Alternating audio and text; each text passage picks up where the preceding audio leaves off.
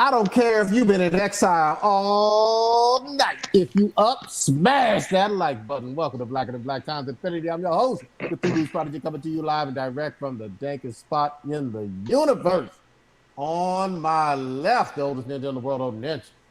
We're here to get you in your feelings, just like when you meet a white girl named Ebony. On my far right, engineering on the ones and twos, jumping people out on the threes, fours, Chronos. We out here resurrecting people, y'all. We got Prodigy back. Hopefully, y'all will enjoy this. So here we go. Good shit. And then last but not least, we got your boy Blue. The official sound for laser guns now is going to be bam, bam. Things happy. Courtesy of Happy Hogan. Happy Hogan. That shit was fucking hilarious. Good shit, man. Usually we got Chronos giving some statistics of some sort. I'm a little rusty, but go ahead. It's all good. We do have statistics that are coming up right now. Let's see. Listener of the week would be Funky_ZH. Thank you very much for listening. We've had another excellent couple of weeks, breaking a lot of sort of records for us. Like, we've had really good weeks. So thank you everybody for continuing to support us. We're breaking records like Kanye. Yeah. If only we got paid. We get paid in love and smiling faces. Yeah. And nobody's in the chat quite yet. We're a little bit late. We had some sort of technical difficulties, and I was a little bit late, to be honest. So, but we're good. So, yeah. We back up in this motherfucker. Old ninja. You're back up in this motherfucker. You've been MIA. Yeah. He's been running from the Facebook police. Man, they got the federales and they got border patrol down here. Old ninja, you usually are pouring out something really, really urban and usually a malt beverage of some sort. What are you doing this weekend for homes?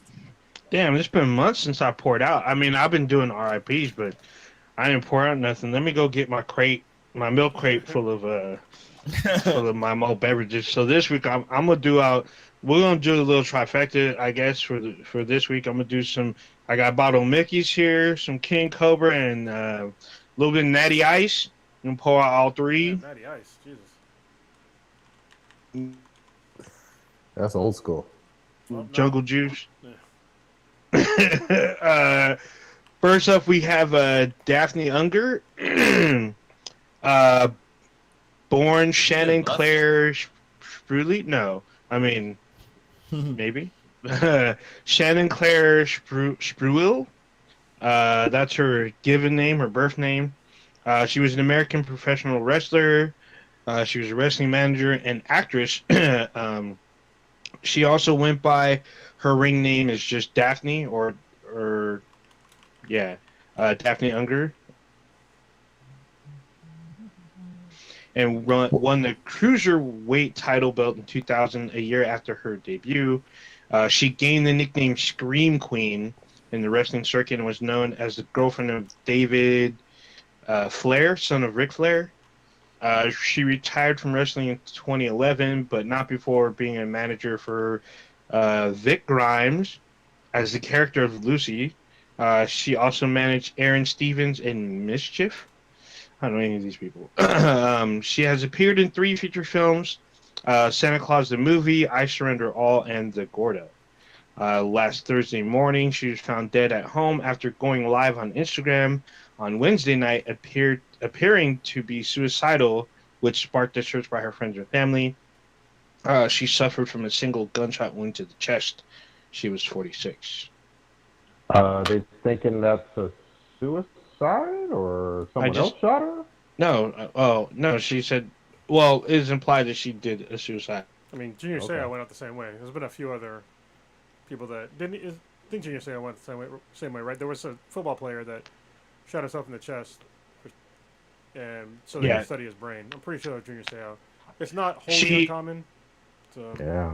So on her Instagram video, she said her brain needed to go to some medical institute in Boston to study, and then in the video she had. You're breaking up, man. You're choppy. Yeah. And then me, I got fiber. I got the white people's internet. Now. Oh. Should Where just did run I straight leave through. off? Where did y'all lose me at? Y'all In still the got video me? she had, yeah, in the video she had We were some. talking about that she killed herself so they can study her brain. Yeah, well, she requested in the video that they study her brain.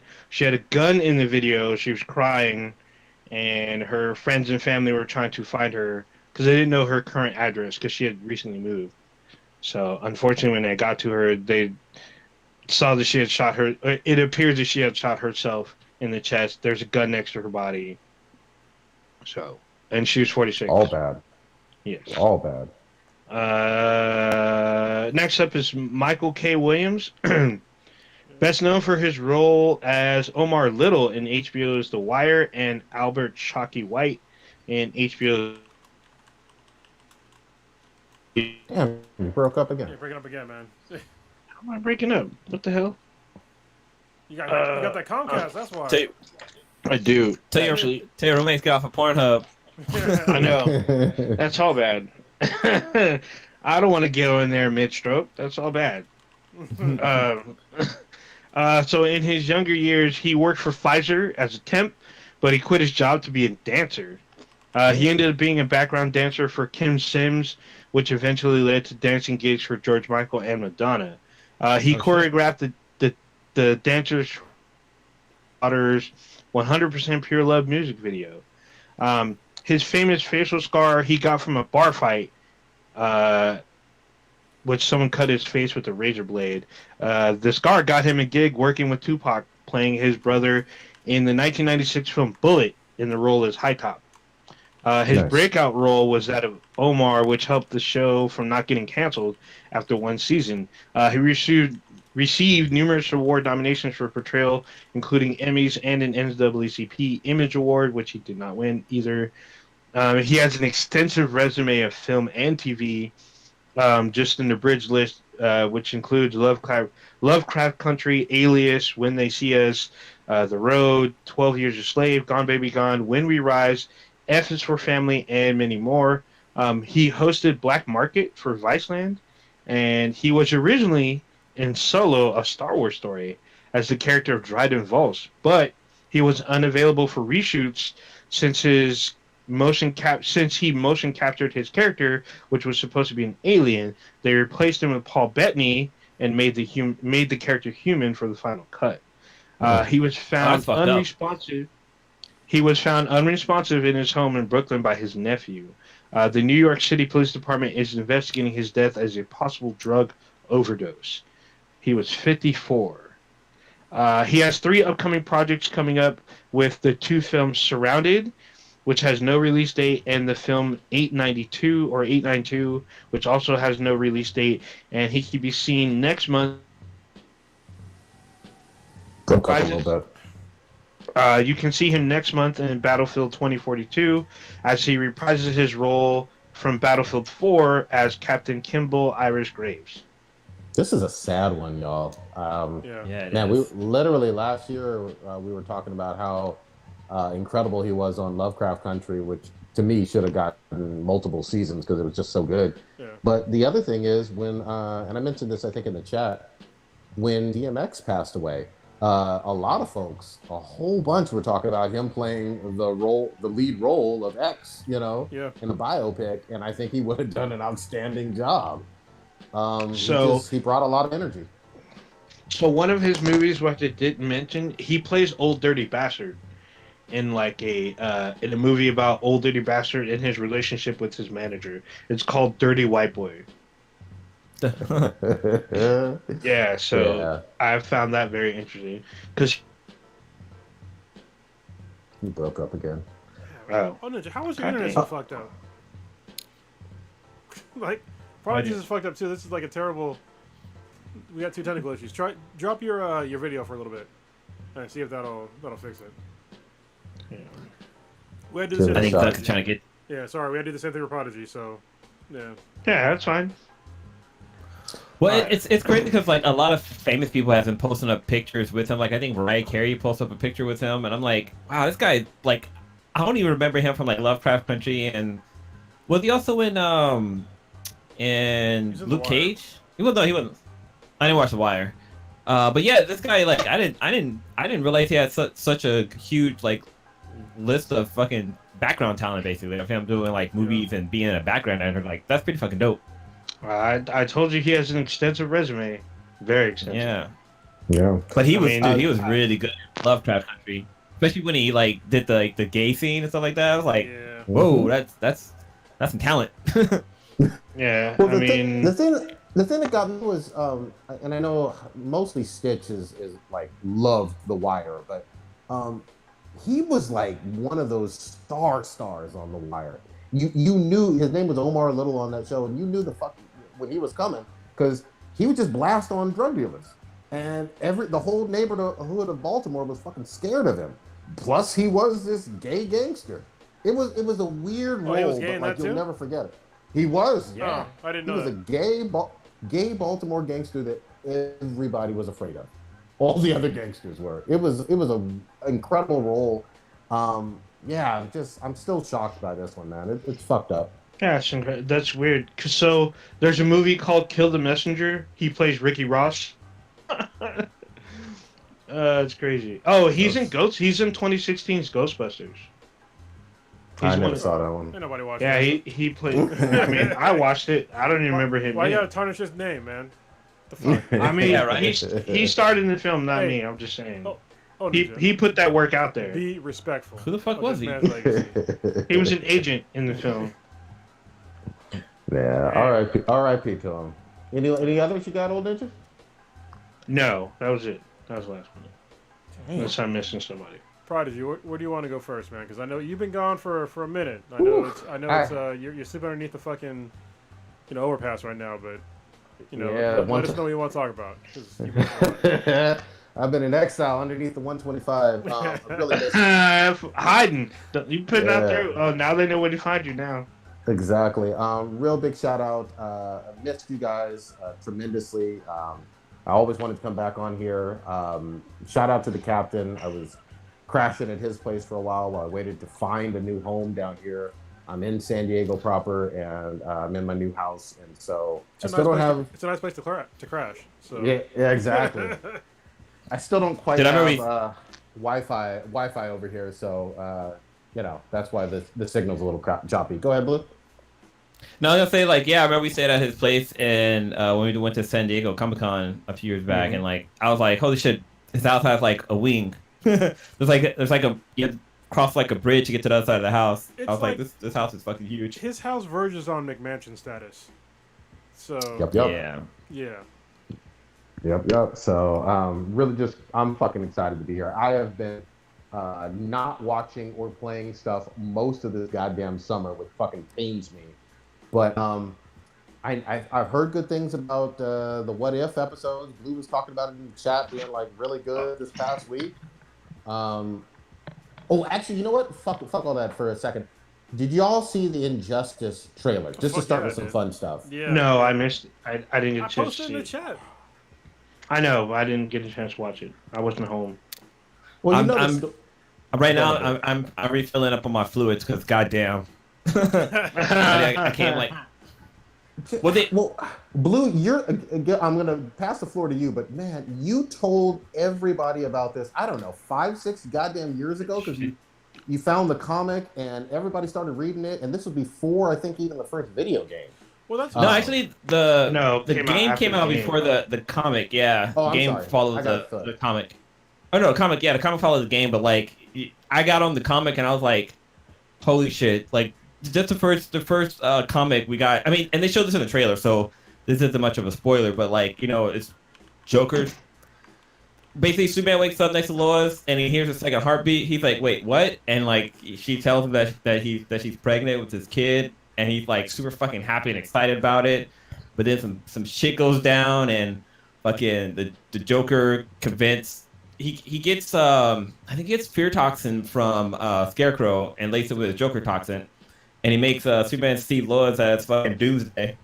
And on top of that, he implanted her with a device that would trigger a bomb if her heart stops beating. And yeah, Superman flies Doomsday up to space, and Clark is constantly telling him, or Batman's telling him, like, "Hey, it's Lois, stop, don't do it." and then all of a sudden she fucking dies in space, and the fear toxin wears off, and he sees her just falling back down to Earth, and all of a sudden a huge bomb goes off in Metropolis, and that's when this Superman just goes fucking nuts. He takes on martial law for the whole entire fucking planet.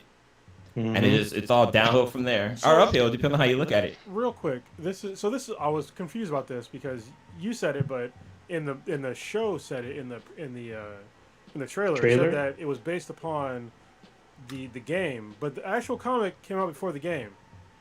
Okay. Yeah, that's what I thought. But there's a caveat though. But it's a prequel to the game. It was a prequel. Sorry, it's one of those weird things. It was like it's kind of meta. So they knew they were making the game. And the comic came out in January of 2013, and the game came out in April of 2013. So okay. So like that's kind of ingenious if you think about it, because like they made this comic book series that led up to a game, and then you got to play the game. But the comics are fucking fantastic. So yeah, but this also kind of ties into. Yeah, the game also actually ties into kind of the animated Justice League Unlimited, not Unlimited, just the first Justice League animated series, because there's an episode where they go against the Justice Lords, and it's kind of the same premise where, you know, Superman is fucking having martial law, and like Batman kind of sends out a signal to another Earth to help them come over and try to stop their Superman or whatever. But it's kind of the same premise, and it's very similar. It's not like the exact same premise, because Superman didn't fucking rip Joker's heart out and pass it to him, partner. Yeah, man. I'm really excited about this one. Like I said, I think last year I really was impressed by that Justice League Dark Apocalypse War or whatever. That one was incredible. I think I nominated that one for one of the movies of the year or direct to DVD movies of the year, whatever it was. I think we missed it. But yeah, I mean, it was worth it. Yeah, that shit was great. Do we know if this is going to be like, because the Justice League Unlimited, the Injustice comics is like, I think it spans over 6 years. So are they gonna? You know if they're gonna break it up? Because I don't think they can fit all that, because it's a lot of fucking content to try to squeeze into an hour and a half movie. Because it actually goes into like there's a second part too. There's Injustice 2. Yep. So yeah. I think they'll probably take bits and pieces from some of those seasons, and I think they'll probably, this is just pure speculation, make this continue on, because they've done that in several other animated DC movies where like it's basically been a continuation a few years later. You know what I mean, with some of the same characters and voice actors. So I could see them possibly repeating that. One of my favorite scenes from I don't know if it's in the game, but I know it's in the comic book, where Superman is talking to Aquaman, trying to get like him to fucking follow along and stop being a little bitch, and he's like, "Look, I'm just worried about my own people. Y'all on the surface can do whatever the fuck you want." And Superman's like, "No, you need to do what I tell you to do."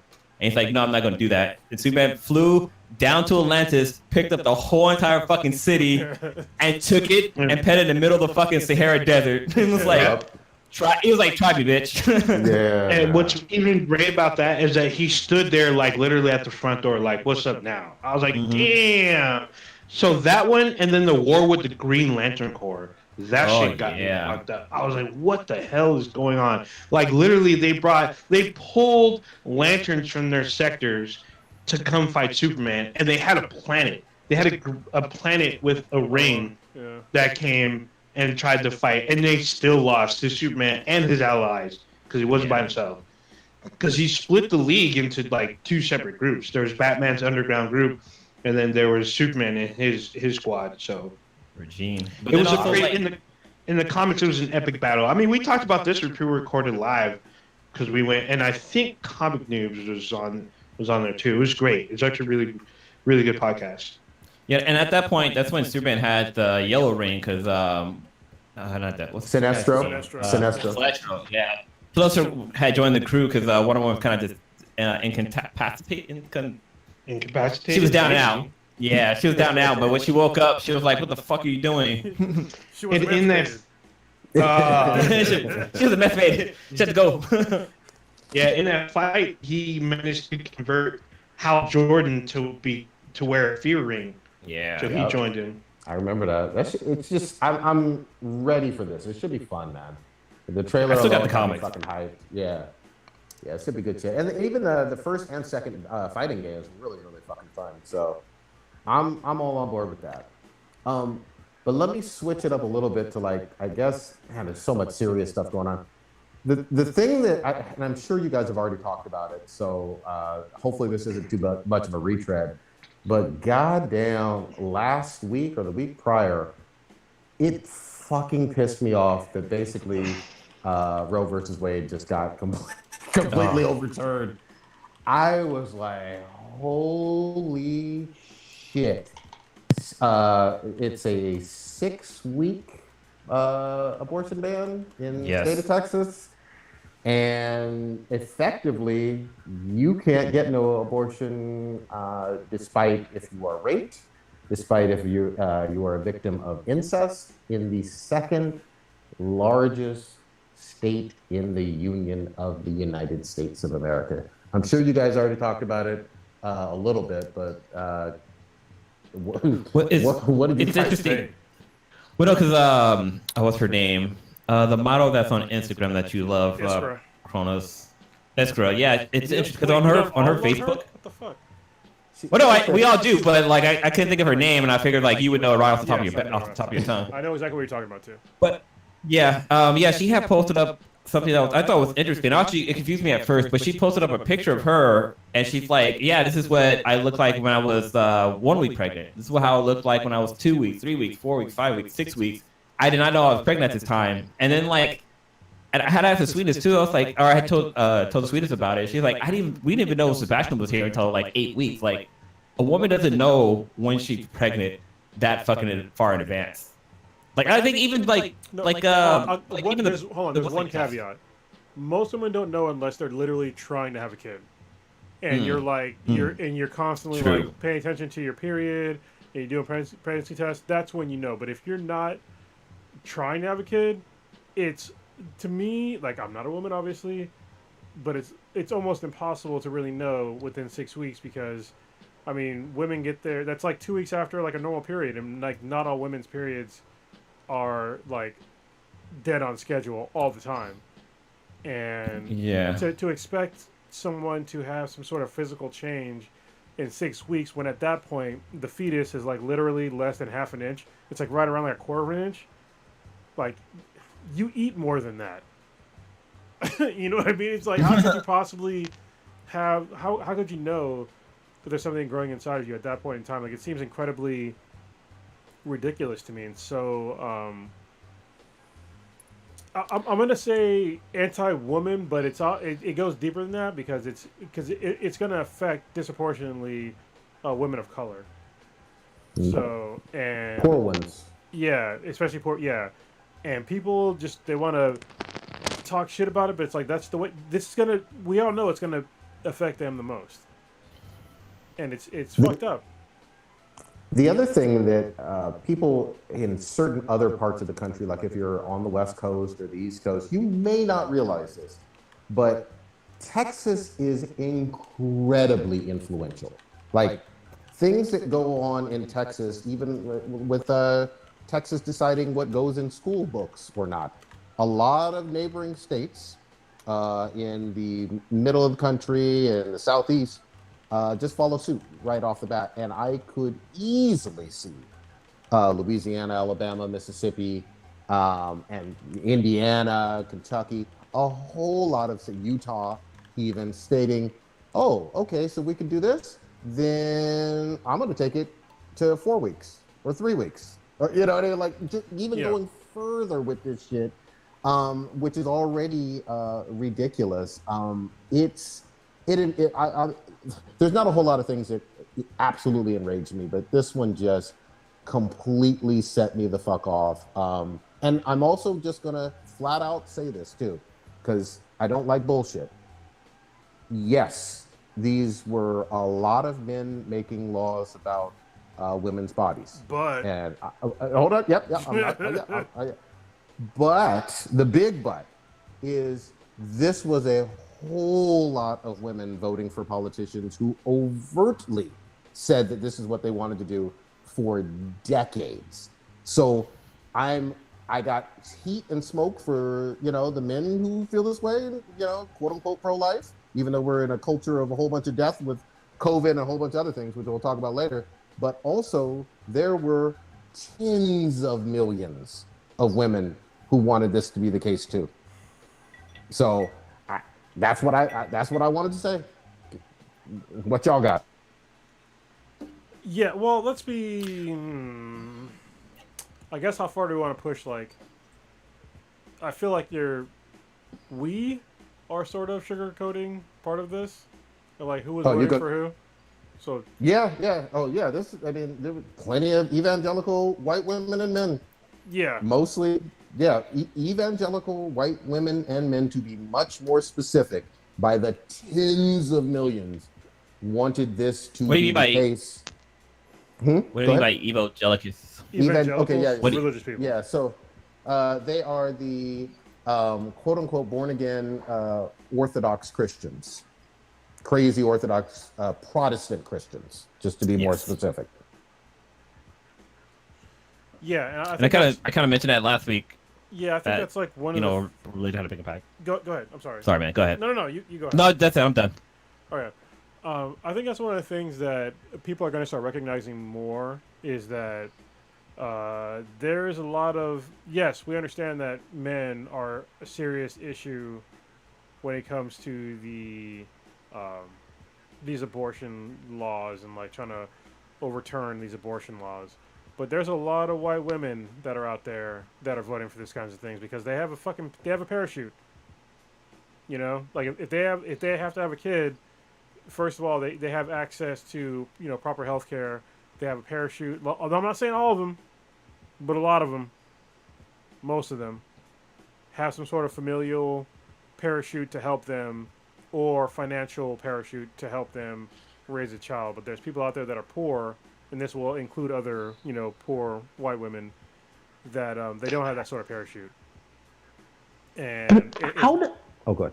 And if they, don't know they're pregnant, and all of a sudden they're forced to carry this child to term that early, it's like it is really there's like literally no empathy at all for these women, and I feel like we're in this weird age where like there's no like empathy for people, for like certain kinds of people. Like it's all just apathetic. Like they just don't care. It doesn't affect them directly, and until it does, they don't really seem to give a fuck.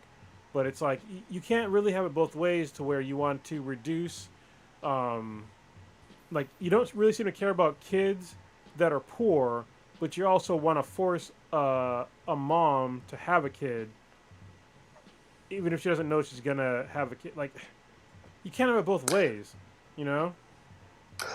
Well, I'm right there with you. The other thing that gets me though about this is to most reasonable, rational, logical adults, if a teenage girl is raped by a uncle, she shouldn't have to do any of like. I know that's an ugly topic, and people people cringe about that, but it really fucking happens in real life, and you don't even have an exception for any of that shit. Like that's how far you've gone with this theocratic, draconian bullshit of I know what's best for you. And the other thing is, the other ugly part is, some women's bodies and girls' bodies can't handle a pregnancy at all, and for medical reasons, you need to abort. There's no level of forethought and thinking, and it's just again the whole overstep by the government, into I'm going to tell you what's best for your body. And in addition to that, I know I'm going all over the place, but it's been a weird couple of weeks. In addition to that, if you are an Uber driver and you happen to drive a woman to get an abortion, someone can blow the whistle on you and you can pay a $10,000 fine. Like as if you would know.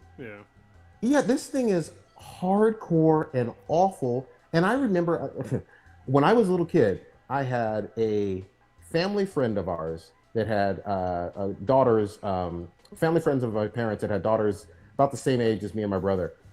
They lived in Saratoga. Dad was a a doctor, an OBGYN, and he worked for Planned Parenthood.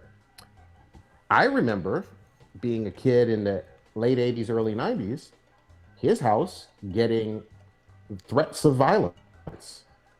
And, pretty much all white Saratoga, because here he was, a black doctor that worked for Planned Parenthood, and these pro-life folks would threaten him and his family and anybody else that was over there. It wasn't safe for me to go visit some friends because of these folks, and they would be outside sometimes. These folks, and I remember as a kid, a whole bunch of abortion clinic bombings as well. Oh, same here. Yeah. There's a whole violent history. How the fuck can you be pro-life and you kill people? Yeah, What the fuck? Or here's the other thing too. You want a doctor to go to jail for performing a procedure. Like, I want you to really think about that. Obviously I work in healthcare. You want doctors to go to jail. And here's the alternative too. By this law, you literally want people to do backroom, dark alley coat hanger abortions, really. Because if that teenage girl that's been raped doesn't want to be a mother, guess what? She's going to use any method possible, even if it's unsafe. And that's why it's just disturbing and disgusting. Yeah, well, Do we know if Go ahead. So do we know if they fly to another state that has a procedure done? So I know there's that whole whistleblower thing that they have where they'll pay like $10,000 for snitching on somebody. But do we know if that like if somebody goes to another state and get it done and they come back, if there gonna be somebody sitting there with some handcuffs? This is a problem. Okay, there's problems with your statement that I got educated on. So when they say pay the $10,000 or whatever, so the thing is that the person that aids somebody getting an abortion, they have to pay out of their own pocket $10,000, which is ridiculous. I thought that the state was going to pay them, like the snitch person or whatever, $10,000. But no, if you get snitched on, the person you snitch on has to pay $10,000 to, I guess, the state, or maybe that person that snitched on them. If it's the person that snitched on them, that's a huge issue, which I don't know. But I had a lawyer friend of mine say that, it's actually coming from the person, like the perpetrator's pocket. I'm like, well, that's even more of a problem because, like, you're just assuming that people have $10,000 fucking dollars laying around for a crime that shouldn't really even be a crime. And if you're not really aware of like what they're doing, like, why the fuck should you have to pay anything? And to the point of like a woman flying to another state, that is I think that's kind of, people don't understand the likely but not always scenario of somebody that can't afford to raise a kid. If they can't afford to raise a kid, how the fuck are they going to afford to fly to another state to get an abortion?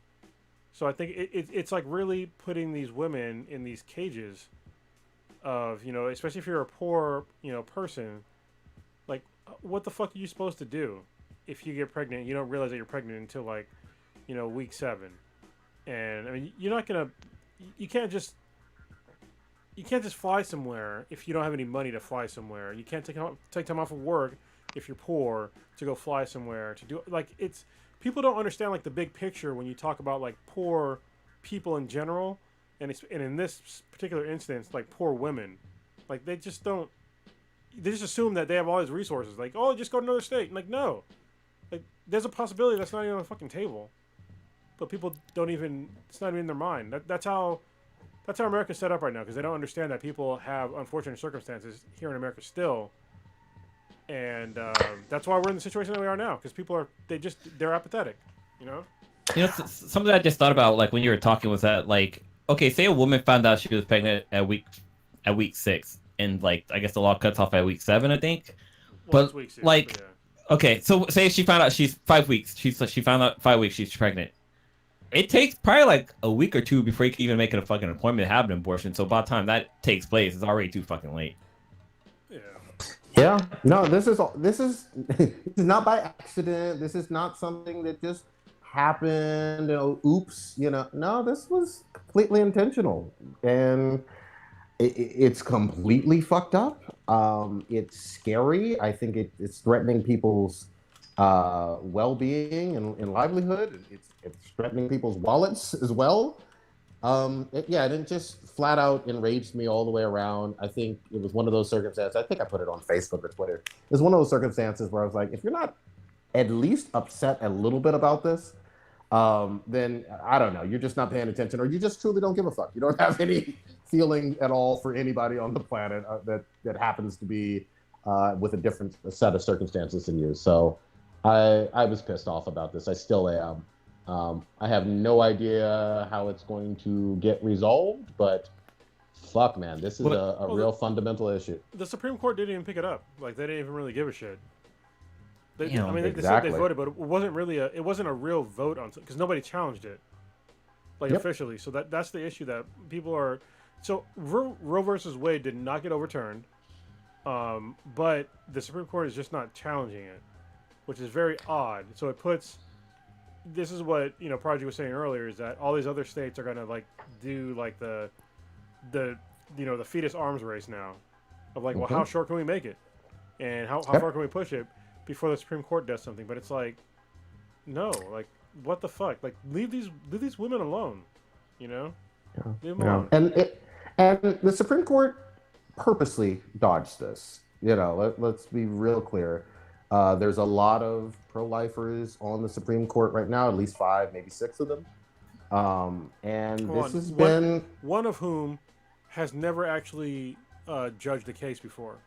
Exactly. Yeah, we talked about that last year after RBG died. That's the white lady, right? That took her place. Yeah.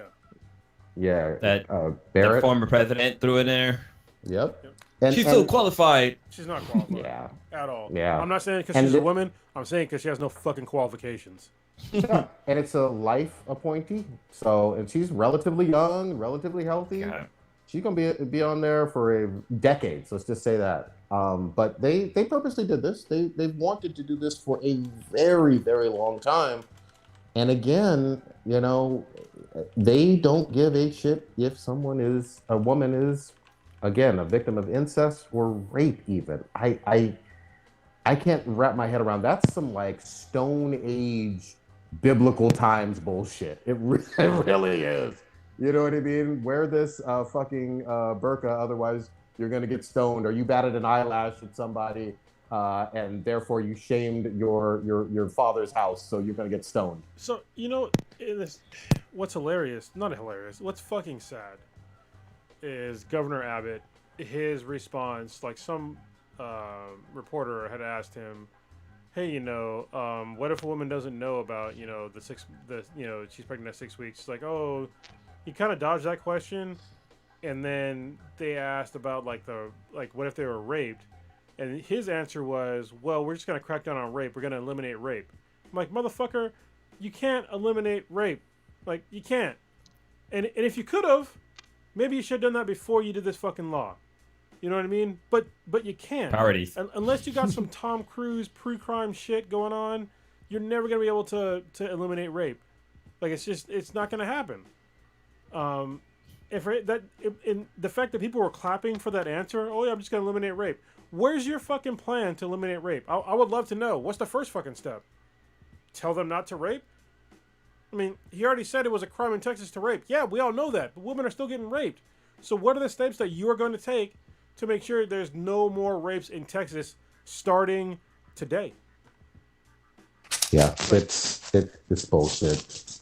Complete bullshit. The other thing is, holy shit, Papa Bear. It's funny because there's a delay on this, and Papa Bear literally just put in, "Got to start that war on rape." And yeah, I agree. That's probably what they're going to do, and they're going to waste a whole bunch of taxpayer dollars for the war on rape, for something that's already illegal, that has a fucking punishment. But obviously, what are they going to do? Make the punishment even worse? Yeah. First of all, how about we actually start prosecuting people that are doing the rapes? How about you get rid of your fucking rape kit backlog? How about you start there, you stupid fuck?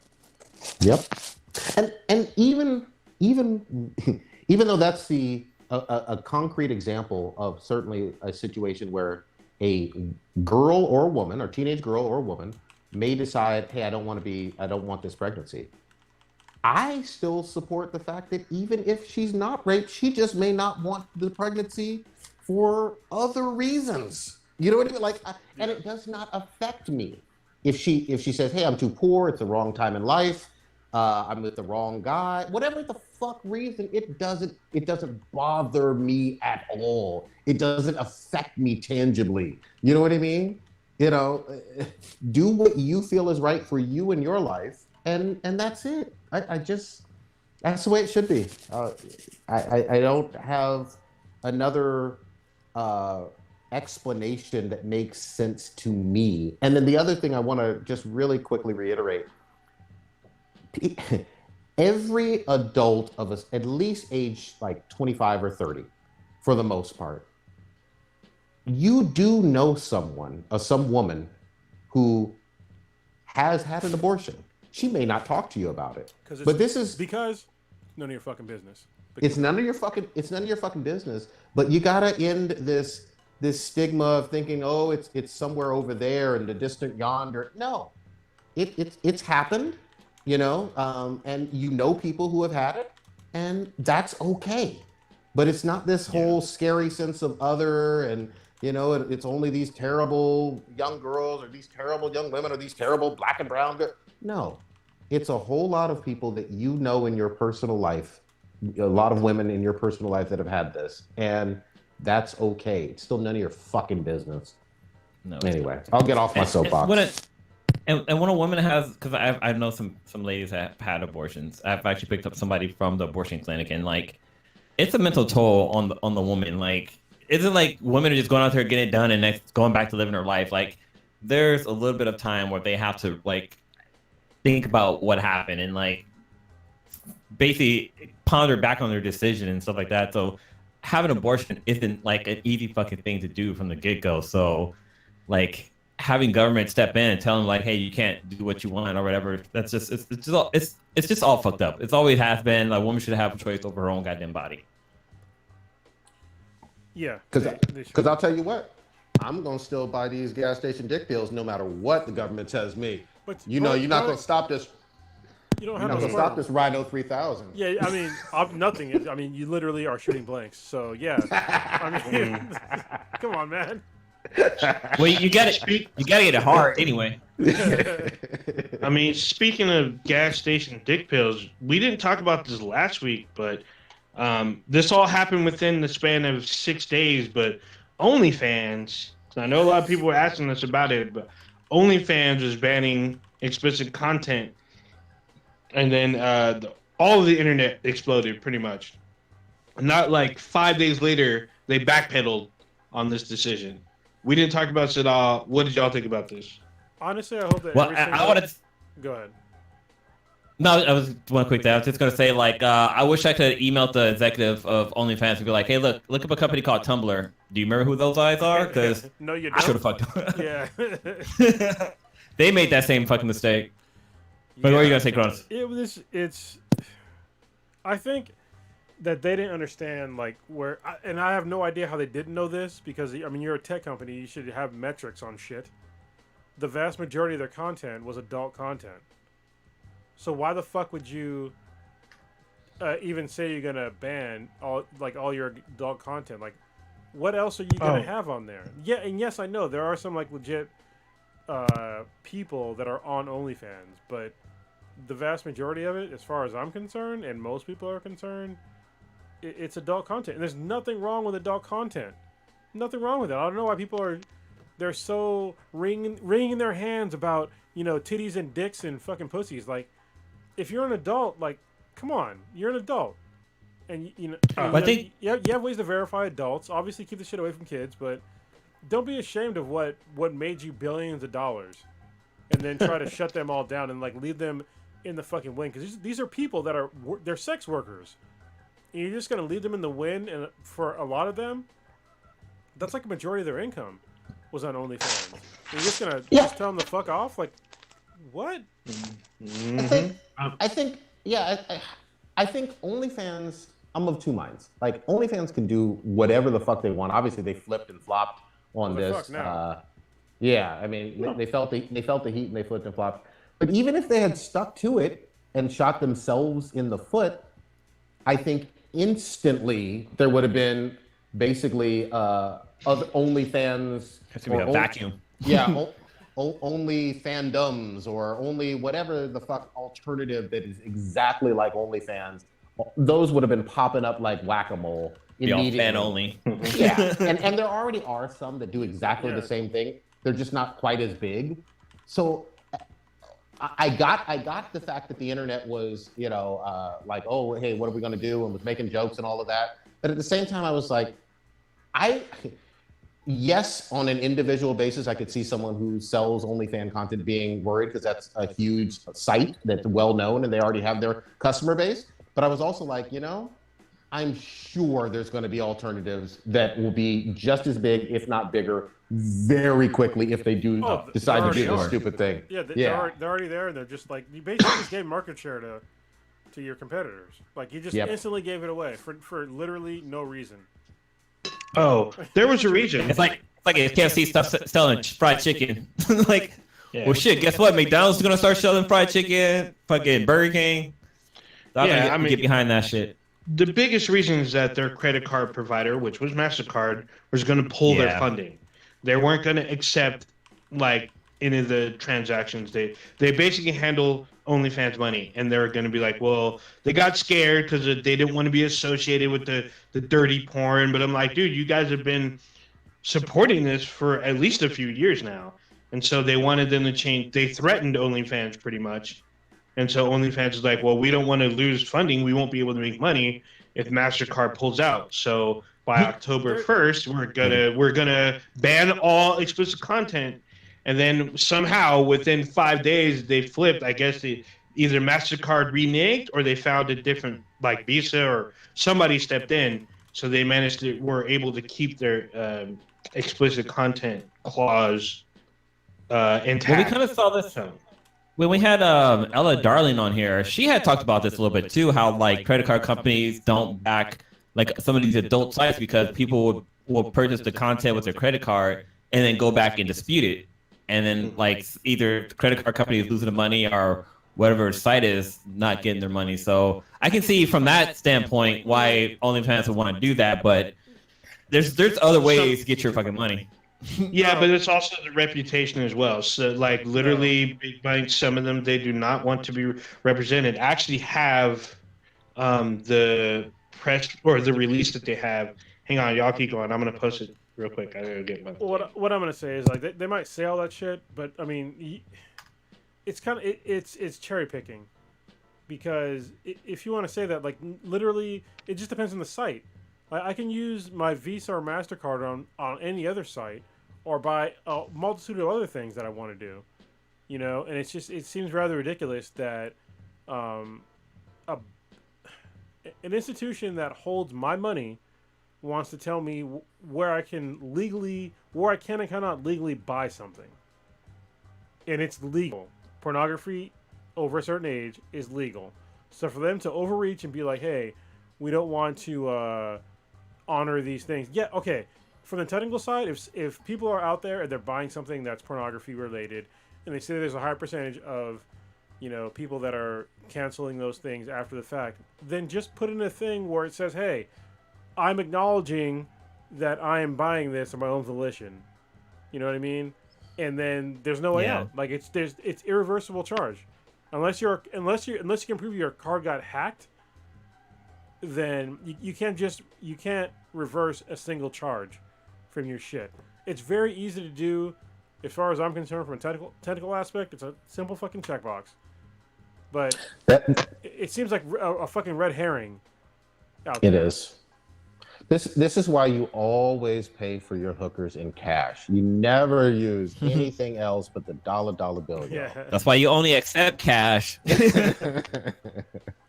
Nah, but yeah, it is what it is. Happy that it all worked out in the end. No, it didn't work out in the end. But I thought they reversed it. They reversed it, but they're already like all.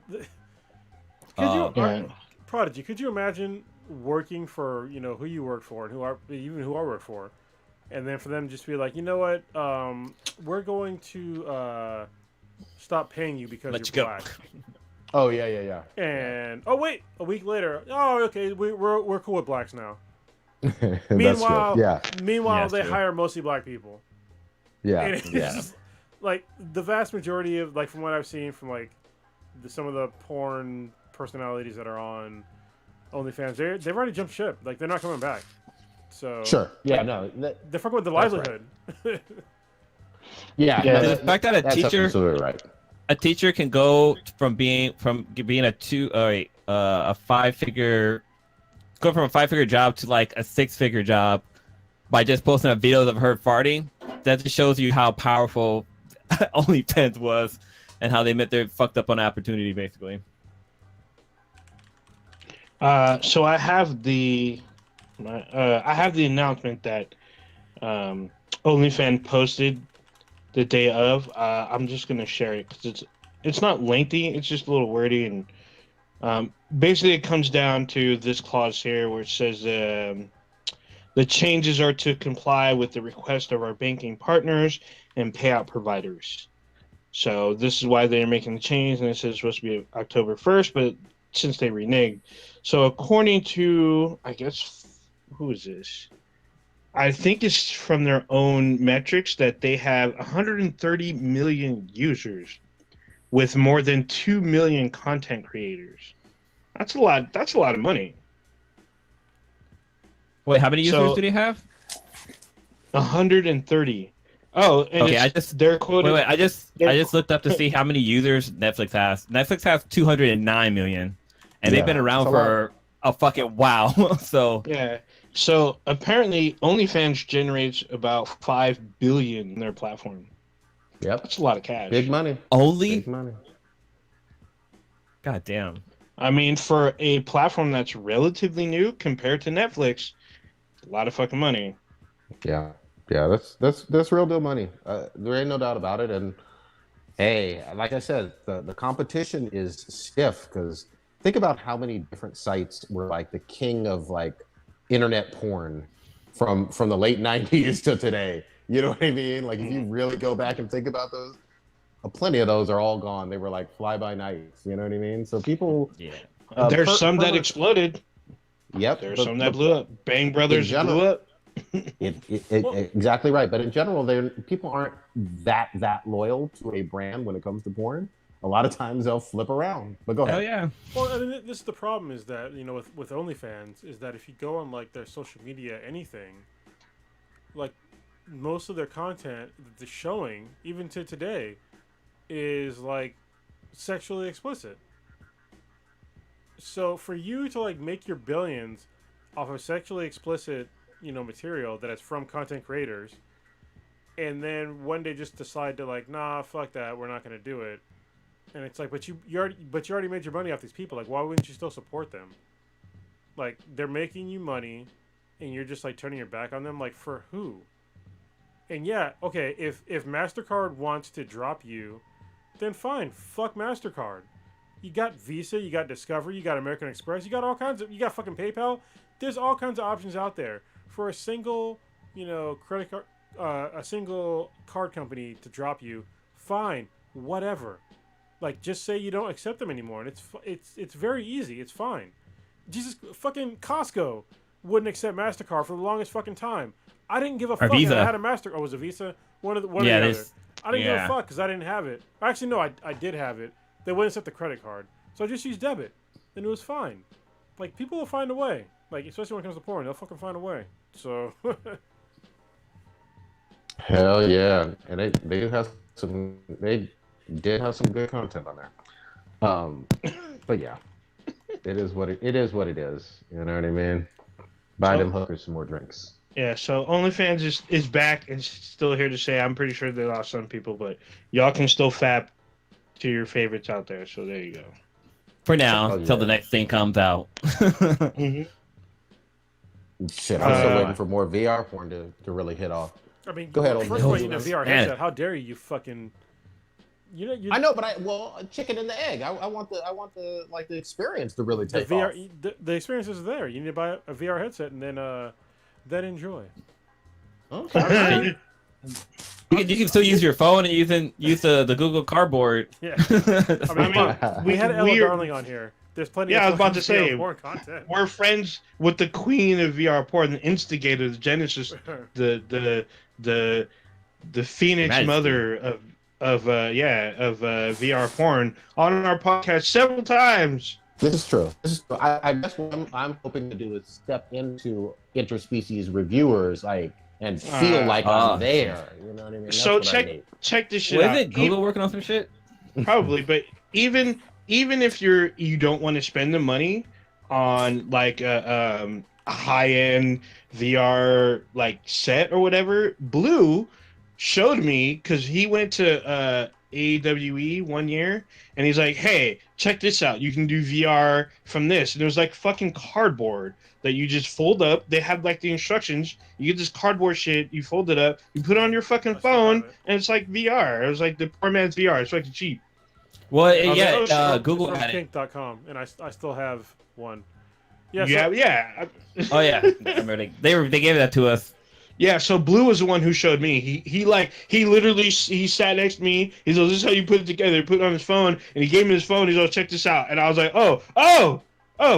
I was like surrounded. It was fucking crazy, but it was really weird. I mean, if you really want to test it out, just get the cheap shit. Wait. No, that was not me. That's when we were first at we were at Silicon Valley Comic Con, and we were interviewing Ella Darling and 5-Star. The other guy's name. I can't remember. I never remember the other guy's name. Kavai. But like Kavai, yeah. Yeah, Kavai. That's what it was. And they busted out the VR headset with the cardboard, and I remember Kronos tried it out. He's like, what the like. He was talking about how you can see like the chick's kidney, like it was that fucking good. Bro, I mean, that one I didn't see. But well, it was like, I can get explicit. I already talked explicit anyway. She was fucking gaping with her ass. I was just like, bruh. Like, I was like, hold on. Let me just set up the scene for you, okay? We're at a VR convention. We go to Ella Darling's like her presentation.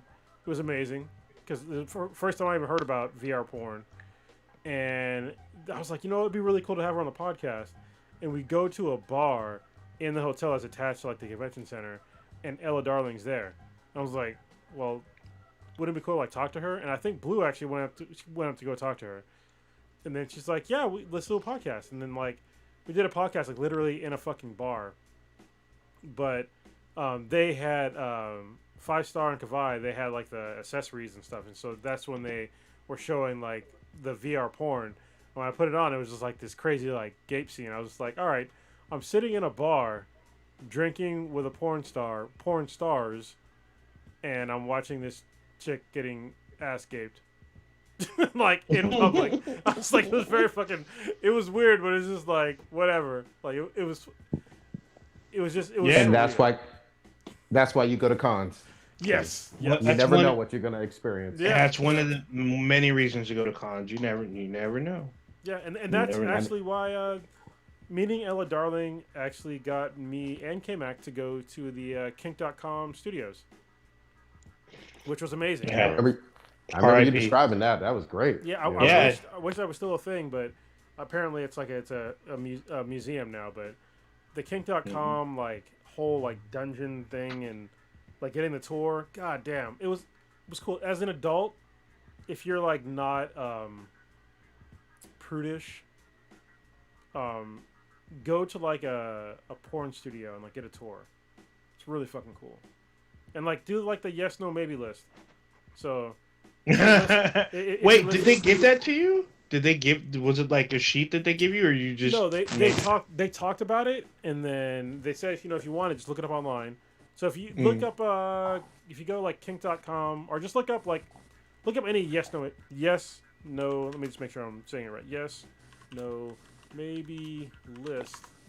And yeah, look up a yes, no, maybe list. And if you have a partner, fill it out with them, and then you're gonna figure out some shit about your partner that they probably didn't want to tell you, and you might be amazed, maybe excited. I don't know, but you'll definitely like fill it out like totally honestly, and then you never know like what your partner will be willing to do or maybe not to do, but you'll definitely know after filling out the list, and maybe you can get some sexual freedom out of it. So yeah. I just want the Badusi smelling candles. That's what I want. No, you I need don't. those. You don't want that. Wait, no, I'm not gonna say it. I'm gonna say it. Fuck it. Ibichi should show some candles on OnlyFans that smell like Badusi. They should. Now I'm just joking around. I mean, what's that one girl that one lady who sold her candles? Yeah, she sold her candles that smell like her. Wait, did it smell like it or it was shaped like it? I can't remember. I think it's both. I don't know. I'm sorry. Wait, did you say this bitch's pussy is shaped like a candle? Is that what you said? She had a candle that was shaped like a vagina. I think it. I know it smells. It's supposed to smell like it. I don't know if it's shaped like it, but I wouldn't be surprised. Don't care. God damn. Oh, hold on. There was one thing I forgot to say about like the yes, no, maybe list. So with kink.com, I was unaware before I went there, but apparently like you could just be like a normal fucking person, and then get into porn, and you do the test, you get registered and all that stuff, and like you fill out like this yes, no, maybe list, like what you are willing or not willing to do, and they will look over your list, and they can match you up with like a porn star or someone else that wants to do it with you. And I was like, you can do that? And they're like, yeah. Like, it was like, so. And like, you get paid? Yeah, you would get paid. So it's pretty crazy. That's awesome. We got Prodigy back. We've been holding on to this for like 2 weeks now. We got to bring this up because he's here. Because this started from him. What's the deal with this deodorant shit? So I know you and Miska. Yeah, you and Miska were talking about the. Yeah, you and Miska were talking about the deodorant. It started like it caught fire. So basically, I want you to set this up because I don't want to mess this up.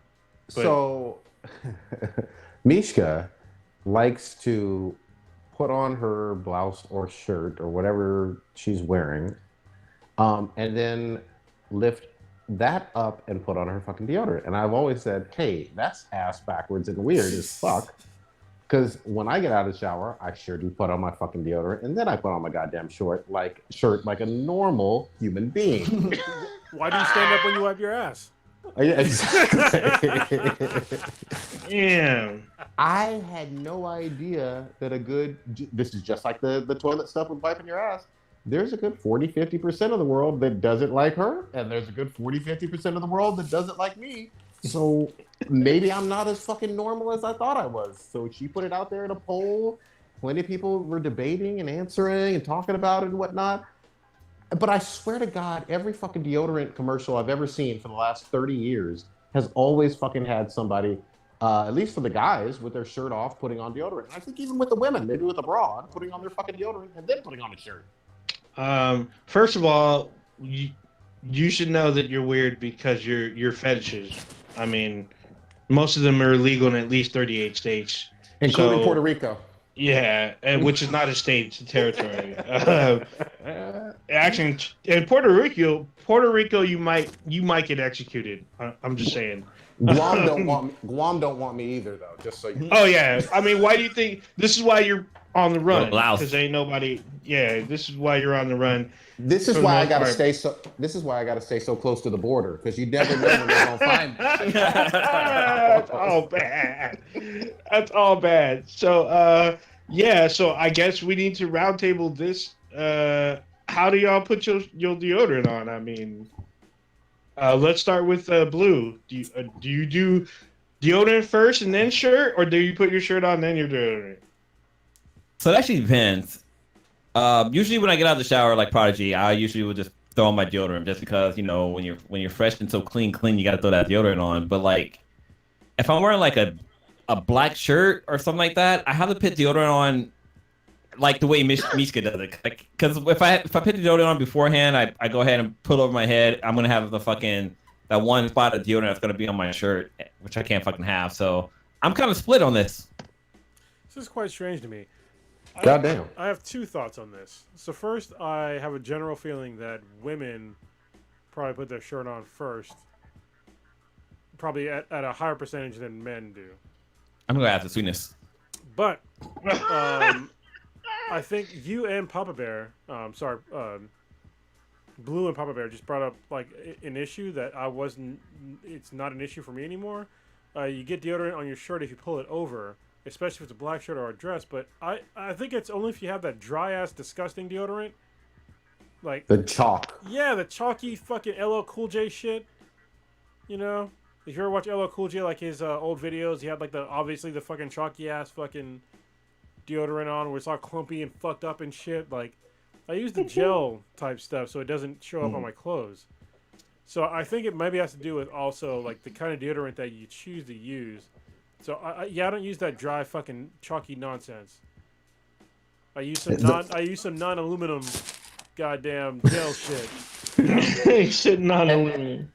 Hold on. As long as we can all agree that whatever that fucking natural deodorant crystal rock shit really just makes you fucking smell like a goddamn hobo or whatever. Yeah. Like, don't do that. Wait, what crystal rock? You know that crystal. So You know the people who are like supernatural and like literally slide a rocks. fucking crystal rock against their fucking underarms and say, "I'm clean now." Nope. You know, you never seen this shit? Oh, Nope. You fucking garnet stone or some shit. Is this some hippie stuff? Like, definitely hippie bullshit. So Oh, I yeah, checked definitely. with the sweetness, don't and fuck with that. she says she puts it on under her shirt. Yeah, I think it's So I wonder if it because- is a woman I think thing. it's mainly a women's thing. I think it has to do with like. Maybe I shouldn't go too far. Actually, no, I'll say because it's a hypothesis. I'm not saying this as a fucking sexist, even though there probably is some sexist shit in my body. But I think it has to do with like covering up as a woman at like almost all times. It's like a lot of women are especially as like young ladies, girls, they're always taught to cover up, and so the first thing they do is like cover up their body and then do their thing. So maybe that has something to do with it. Honestly, I have no fucking clue. It's a out there hypothesis, but Well, I think that likely is I an think- issue. I think it's come down to they don't want the deodorant staying on it. Because I remember like Secret or whatever had like their commercials always That's the had that. chalky Oh, bullshit. Yeah. you can't wear that black dress because. But then they also had like the clear solids that came out, and that shit. The deodorant I use is a clear solid, and that Yeah. shit fucking still have the fucking white spots on my black shirts. I don't get why I use generally speaking like the Old Spice, not the Old Spice smell, like the newer Old Spice smells Mhm. of like the gel kind, and I don't have issues of like I wear black shirts all the time. I've never I had still- like any of that shit on there. I still only use Team Spirit. Is that Did they even make that anymore? What the fuck? Be a man. Use Old Spice. What the fuck? Smell like power, my dude. Is this Power! I Yeah, can't do it. is this you fucking boycotting, expecting Terry Crews? no, I just like Yeah. Team Spirit. And they're Oh, fine. you guys smell like power. Old Spice. Have your lady steal your shit. You're like, where's my Old Spice at? Why are you wearing my Old Spice? I love the fact that the Old Spice commercials just are complete ripoffs in a lot of ways of just old school Adult Swim bullshit. Like Yeah, from, right? like, 2 a.m. in the I morning think- when you're so drunk I or think- high. I think they're made by the same people. Yeah, That's why. They I think they're feel made that by way. the same guys. I So, love because this. I know that they're a pair of they're like a team of 2 guys that make these like commercials, and they're all like super out there. And I'm like, Yeah. it feels like Robot Chicken to me. God damn. Oh, Well, did you see that? Oh, go ahead. Go ahead, Book. Oh, and I was gonna say that, like, since we're talking about the topic of deodorant, there's been a bunch of celebrities coming out saying that. I don't kind of want to talk about this. What are you gonna say, Prodigy? Well, you were gonna talk about them skanky ass fucking. Yeah, the motherfuckers don't wash their asses. But I was gonna mention just a quick shout out. I saw it was on Twitter or some bullshit. Fucking Adult Swim turned goddamn 20 years old this past Yeah, week. you're And I old was as fuck. Are you fucking serious? Well, not as Yeah. old as me, but like- yeah, I was dude, like, Adult Swim's been around for. Y'all don't remember what was a C Lab 2020 like or 2021 or whatever? That shit Yeah. was old as fuck. Space It was hell- Ghost Coast to Coast. Yeah, R.I.P. to him because the voice actor passed. If I Oh, remember man. correctly, he passed a few years, like a while ago, actually. I remember like in the mid the fucked up at Aqua Teen. Can't stand that show. I can't stand that show. Dude, they were. I can't either, but I fucking love it. I can't stand it. I can't stand them. I can't stand them when I'm like sober and when it's like during the daytime. But if it's 2:15 in the morning or later during RNH, Man, that shit hits sometimes. If you smoked that out, shit was hilarious. yeah, You know what no, show I could never get into Tim and Eric's awesome show. Like I fucking hated that show with a goddamn pack. There was one time I went out smoking with some friends and I came home and that was on. I must have been high on my mind, but that show scared the fuck out of me. There was some creepy shit that they kept doing on the screen. I'm like, I can't watch this show. So I mean, the great thing about fucking Adult Swim is you had Toonami on there. You had weird shit. You had original programming. You had both live action and cartoons and a mix kind of hybrid of it. And I'm just glad that they're still around. You know what I mean? In some ways, I feel like they could have their own fucking channel separate from Cartoon Network. I feel like they kind of do, but I mean you got to remember, like on there was like, what was it, Children's Hospital? Because that had like that was great. That had like a lot of good ass talent on there. There's like a lot of like kind of like B and A-lister actors that were on there. Robot Chicken, even though I don't watch the show, I respect the hustle because they do take a lot of nostalgia, like actual 80s and 90s toys, and do super inappropriate shows with them. But the voice acting is like literal A-list actors are on the fucking show for multiple episodes, and they do multiple characters on there. It's fucking wild. Aqua Teen Hunger Force, was Sea Lab 2021 or whatever the fuck. Yeah. Is it 2049? Whatever the fuck. That was 2021. What was it? This year, holy shit! I just thought about that. The Boondocks aired on fucking Adult Swim, and that was my shit. Yep. That was like that. I mean, that was like I was waiting forever for that to show up, and it didn't disappoint when it dropped. It was so good. R.I.P. to Ed, Rick and Morty. R.I.P. to Ed Asner, my dude, Ed Wensler. I talked about it last week, but I mean, there was a bunch of shows on there that were super crazy. I was getting into Black Jesus recently. That shit was hilarious. That shit was it is so crazy. Like, I had no idea Charlie Murphy was on there. Dude, that was one of those shows that was like, it was a miss. Like, if you didn't know about it, that show was so fucking hilarious. And like, Charlie Murphy was off the hook funny as hell in that. But like, Black Jesus, like that, oh man, that show was so fucking funny. I loved it. Hey, y'all, I'm just going to give you a heads up. My phone is dead, and I'm pretty much at my time, but I'm glad to be back on. I will be back on in full effect with Wi-Fi next week. All right, sure. cool. If you don't give death by food is snoo. Hey, I'll just run across that border. It's true. Before you leave, what you got populating this weekend? Oh, man. So we should be getting a little bit more furniture. Really just getting settled in this house, man. We're still cleaning it up. Can't wait for you guys to fucking see it. Just getting fucking settled. And I might take the kids to the beach or whatever, or maybe Balboa Park or some San Diego bullshit. It should be fun. So that's what I got populating this week. All right, cool, man. Thanks for jumping on and hanging out with us.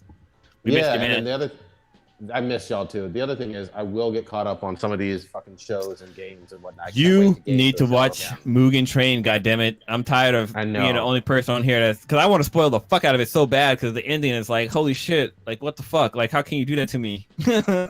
Tell you what, as soon as I get internet, I'll be back on. We're gonna chop it up. It's Don't worry. The #1 animated movie released in Japan of all fucking time. It beat Spirit Away. That's fucking dope. All right, y'all. Peace. All right, later. Holy shit. It looks like there was a new Picard Season 2 trailer that dropped like an hour ago for Star Trek's. Yeah, I'm looking at it now. I don't have the sound on it, but I'm watching it, and it looks like there's some craziness happening. I know who comes back for sure. They show Q.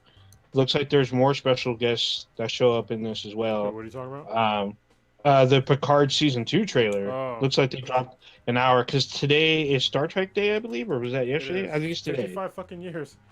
Yeah, that's a long time for a sci-fi franchise, but they do show it. Okay, this is a long trailer. There's a lot of shit in here, and this drops in February, so Picard Season 2 in February, and there's a pretty good trailer out right now. I'm actually gonna post this to our page right now. Good, because Picard Season 1 was fucking excellent. I mean, it was. I was very surprised. I actually, Discovery was really good as well, and Picard, is super nostalgic for me, because I grew up watching Star Generation Trek X or Next Generation. That's what introduced me to Star Trek. I mean, I watched some Really? of the old stuff. Yeah. I mean, TNG. I watched some of the old stuff with my parents, but I didn't really connect with it. But you know, when Star Trek came out, I was in like preteen era where things like actually leave an impression upon you. So, yeah, I used to love watching that show like late at night.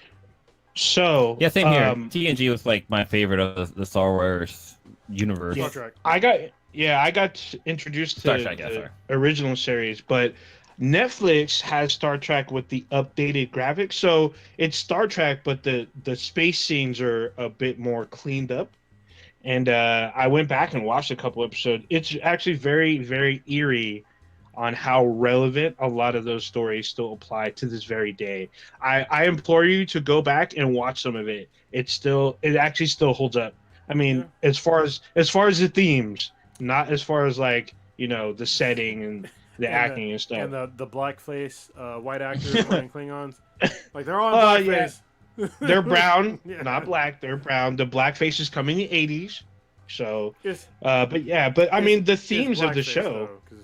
Though, they could have just they could have just hired black people and used way less. Some of them. So what later happened? on, like Michael Dorn. What would happen if Klingons were real and they came to Earth? Was like, what the fuck is this? would they be would be no longer blackface? They'd be Klingon facing.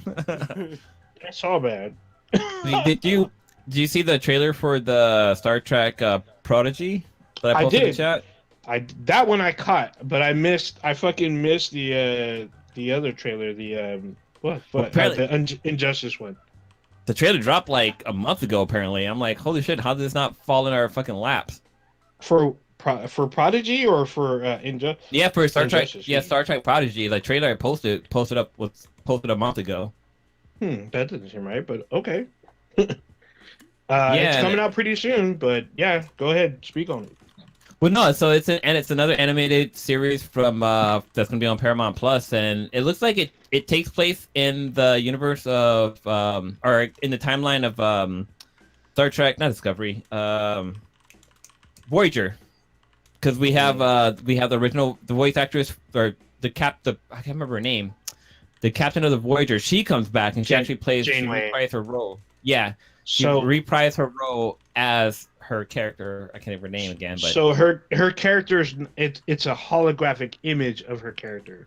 So yeah, it's a weird premise because it's like there's a group of alien. They're like teenagers or something, and younger, and they stumble across a ship. Yeah, a Federation ship in a junkyard, but it looks brand new, but it's like buried in the junk, and they end up stowing away on it, and then on the ship is like a AI Captain Janeway that like assists them in their adventures. They don't know how to fly or anything, so you can see them like going through some stuff like how to fire, how to fly, how to do warp and stuff.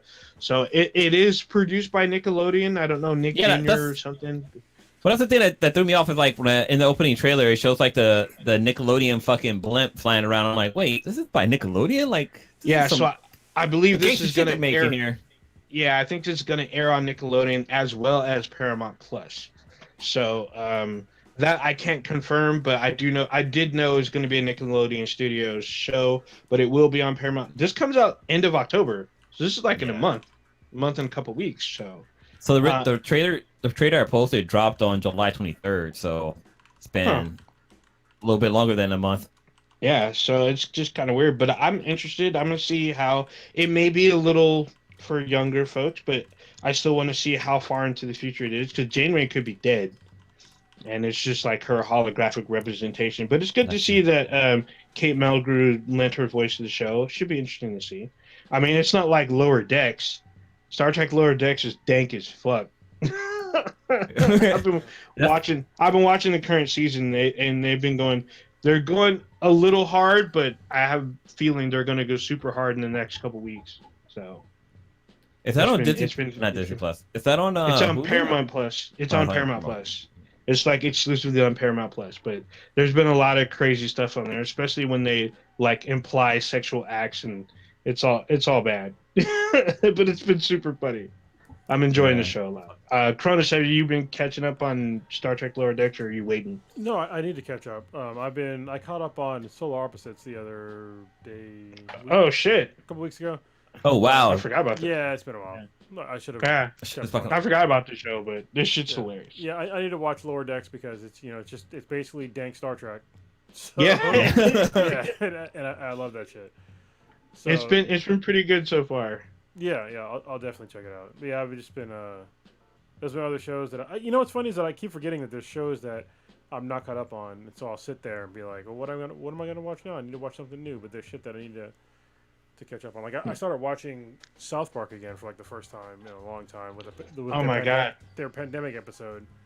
Oh, And I was God. like, man, Right. this is like it's pretty on point. You know what's funny on Disney Plus? You remember how back in I think it was maybe late 80s, early 90s, where they had like Goofy had these series about like how to do things, like how to ski, how to play baseball, how to set up like a your own home theater system type deal. Like there was a bunch of these Goofy's how to. I guess they brought it back for the pandemic, and there's like a Goofy how to stay at home, and like they're so fucking funny. Like he talks about how to properly wear a mask, and it's just classic fucking Goofy. He tries to put the mask on, it's like on his eyes, over his face, and all of a sudden it's like a bikini or some shit like that. Like it's funny how like different networks are using the pandemic kind of like as a how you should be doing something, but still kind of having fun with it. Yeah, I mean they Right have on. to. They got to find their revenue somewhere. But also, if you can get somebody to actually pay attention and take it seriously, do whatever the fuck you can. Like I've seen like porn trailers with like people wearing masks. And I'm like, well, you know, if you're Actually, fucking yeah. somebody, the mask ain't gonna help. I'm just saying, you're putting Yeah. droplets in the pussy or wherever. Yeah. That's awesome. But yeah, At that Corona balls. yeah. Well, since we were talking about Disney Plus, did anybody watch the Seven Rings? Was it Shang-Chi and the Wait, Seven Rings? Shang-Chi? No, because Shang-Chi it's not on and the Disney 10 Plus. Rings. Yeah, it's Yeah. not. It's in the theater, and I saw it in the theater. Well, actually, But did pretty well in the theater. I think did. box office number said it made like 83 million. I think Something I like thought it was 90, but either way, it's fantastic, especially during this time. Mm-hmm. That's pretty good. It was a pretty interesting movie. I mean, I'm gonna wait to see if someone else is gonna watch it. I can wait a week because I'm probably gonna see it again. Well, I think it's supposed to come to Disney Plus next month 40 or later this month. I'm pretty sure it'll be 48 days. No, That's it should be 28 days. That's usually what it is. well, just like it, Black Widow, they had a 48-day No, they didn't. agreement. You're supposed to. Yeah. I'm pretty Black sure Widow it's came out 48 same day. But they 100% did not. That's why they're getting sued. Oh yeah, no, they didn't. Because it was literally the next day. Oh no, it was day of. Day of. Yeah. They did it. But they're supposed to do a 48-day run in the theaters and then go to Disney Plus. Or I guess there's like a couple day lull, and then Disney Plus. I think they want to because they want DVD sales. So. Well, so first of all, nobody's buying DVDs. Mhm. Or Blu-ray. You mean theater sales? Blu-ray Tickets sales. They want that as well, but once it's out of the theater, they want physical media sales. Well, no, I think if when it comes out to Disney Plus, it's still going to be behind early access paid thingy. It's not going to be available for free right away. Because movies don't go to Blu-ray for like at least I don't know, like 4 or 5 months. 3 to 4 months, yeah. Yeah. So I'm trying to figure out like when it's coming to. I hate when you're looking for like so I put in like Shang-Chi streaming, and then I find an article and it's like literally like paragraphs and paragraphs of fucking bullshit. All I want to know is the actual goddamn release date. But Well, there's one article I read says if Disney stick to their 45-day theater window. 45 days. I said 48. Yeah, 45-day theatrical run. Yeah, you're right. It would be Monday, October 18th. That much faster than Disney theater movies would hit streaming. So it could be 45 days. It could be next fucking week. Disney be like, hey, you know what? The number's starting to go down for the release of this movie. Release it to stream, yeah, but and see, people are gonna fucking pick it up. This is so dumb.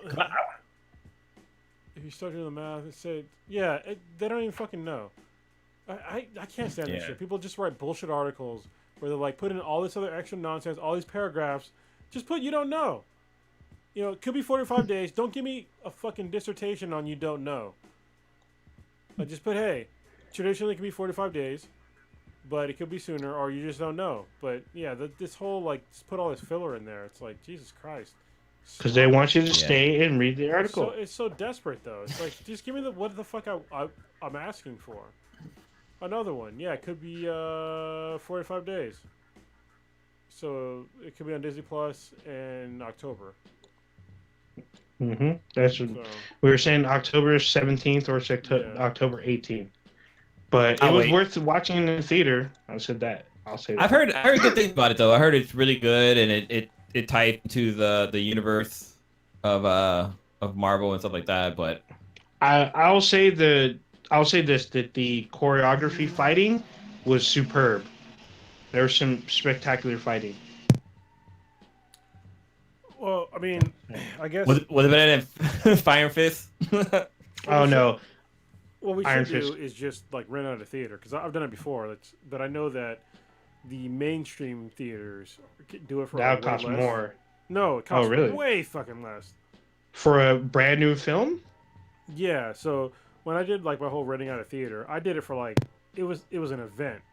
So I did like a 5-course meal for like multiple people. I think it was like 7 people. So it cost us a lot of money and unlimited alcohol.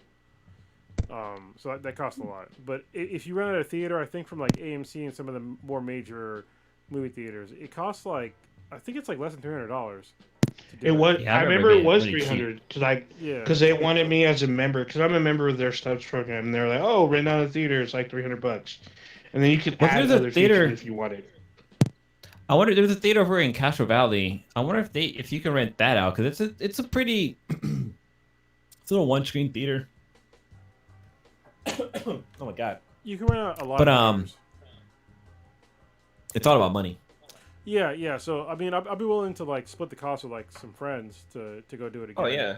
And like, because I did it at the New Parkway Theater, which when we did it, it was worth the price for me. It was it was a lot, but it was cool to like have people like actually serving us like a 3 to 5 course meal, and free popcorn, or not free, obviously paid for, unlimited popcorn, unlimited drinks, and all that stuff. But if I just want to rent out a theater and still pay for stuff at a cheaper cost, like I'm fine with that too. So Yeah. Um, It's gonna be a while before I go back to the theater. So, I mean, I Disney know. would have got 83 million plus $30 if they would have done it streaming at least. well, I guess we'll segue a little bit. So the reason why, obviously, we're talking about like renting out theaters, and obviously, Old Ninja's he's comfortable like going into theaters now, which is fine. I'm not. My family's not at this point in time. Kenbeck actually just got her 3rd COVID shot today. So, which is kind of crazy because they're only opening it up for people that are immunocompromised or have like a pre-existing condition, which she does obviously. But what's weird to me is that we live in a country where, again, they're doing like this weird rollout of like if you want to get the 3rd shot, you can, but you need to have these conditions. In the meantime, there's people all across the country that are not willing to get the 1st shot. So it's like, why are you rationing out the extra shot for just immunocompromised people? Like, we have the shots, just make it available for everybody. Not everybody wants to get them for some fucking odd reason. And we're already fucking over the rest of the goddamn world by, hoarding all these shots. So just if people want to get the 3rd shot, let them get the 3rd shot. Especially with these new variants that are out there. And there's no valid argument for me to we're not running out of vaccines at this point in time. We're not running out. So why aren't you letting everybody get them? If this is another misstep with the coronavirus, strategy, for me at this point in time, it's dumb. Well, the latest news that I heard was that I guess right now they're just mainly saying that people with like with compromised immune system, that they should get the 3rd doses. I don't think they said it for like if you're a regular folks, if you need it or not. But what if you live with, like, this is the problem that I have. So I live with that's true, somebody. yeah. This is the problem. Is that if you live with somebody that is immunocompromised, then you don't have an avenue. And it's like, but if you both don't have it, then what the fuck is the point? Like literally, what's the point? Are they just assuming that everybody that's immunocompromised has either an immunocompromised partner or is fucking single? Like, these are the kind of half measures that, I'm not super surprised about people that are hesitant about the vaccines, but it's also just like, people just don't want to do enough research. But it's like, I would like to get the extra shot, but I can't because, well, I can figure out a way around it, but I don't want to do it again. So I guess I'll just wait a little bit longer. But as soon as I'm available to get the third shot, I'll get the third shot to keep me and my partner and my daughter, who is below the age of 12, safe. Because that's another thing that people are just kind of flippant about, is that if you have kids, they can't get vaccinated. If they're under the age of 12, they cannot get vaccinated. And right now, I read a bunch of articles that 1 in 4 people that are getting infected with the coronavirus are children, and there are people that are not, that can't get vaccinated right now. Yeah. So I guess people they don't really give a fuck about that. It's interesting because the high school we went to, they're open back up, and they've had a bunch of new cases of COVID, and like this is from I heard this through a radio show, but some kids called into the radio station, or the radio station got in contact with the kid. And like he's been sent home twice just because he came in contact with somebody in his classroom had COVID, and so like he had to go home and quarantine for fucking 10 days. And like they were making fun of him, saying like, oh, what? So it's only been like 30 days of school so far, and you've basically been at home for 20 days of that. So you have only been at school for 10 days out of that 30 days. And like it's sad because like the COVID virus isn't like, the mortality rate for kids is very low. Or high. I can't think of high. It's getting higher now. That's the problem, though. Yeah. Is that I was going to say that. Yeah, it's going up. So no, go ahead. Yeah. The numbers. The numbers for the kids getting the virus, it's going up. There's actually there's a story I read the other day. A 5-week-old got COVID. 5-week-old baby got COVID and fucking died from it. And like he. I wonder. I don't know. I don't know when people are fucking wake up and like get everybody get fucking vaccinated, but it's they have so many excuses. Just listen. There are certain people out there. There are certain people that have like a legit like issue, as far as I'm concerned, about like getting the shot or whatever. And yeah, I get it. But a lot of them, the vast majority of you people, you have literally no excuse. And you're putting people at risk for selfish reasons. But yeah, there's a small minority of people that have had, some sort of reaction or, can't get it for whatever reason. Yeah, I get that. But the vast majority of people, it's just pure ignorance that is out there. And it's really a shame because they keep giving more and more excuses on why they're not getting it. And why they don't want other people to get it. Because before, remember like when this all first started, they were like, oh, well, it's only old people. Oh, well, it's only like people that are unhealthy. Like nobody. Yeah, it was the boomer remover. Isn't that what they're calling it? Nobody young is getting sick and dying from this. Well, now people are getting sick and dying from this that are young. So where's your excuse now? Like when does death need to beat down your door with literal death for you to understand this is like a serious deal right now? Like it's interesting. Like I was watching Anderson Cooper show, and they were doing a report in this small town, I think, or small county, where they have like 30% vaccination rate. And this woman was asking this guy at a barbershop, like, hey, are you gonna get vaccinated? He's like, no, I'm not gonna be a guinea pig. And this guy's like in his 80s. I'm not gonna be a guinea pig. I'm not gonna let them experiment me. There's like this vaccine came out too fast. I'm not gonna get it. And this fucking barber was like, oh yeah, I got COVID. I'm having a fucking heart attack from it. It's like, Yeah. this guy literally just said, I'm not getting vaccine, and his fucking bartender, not bartender, his barber had a fucking heart attack because of this.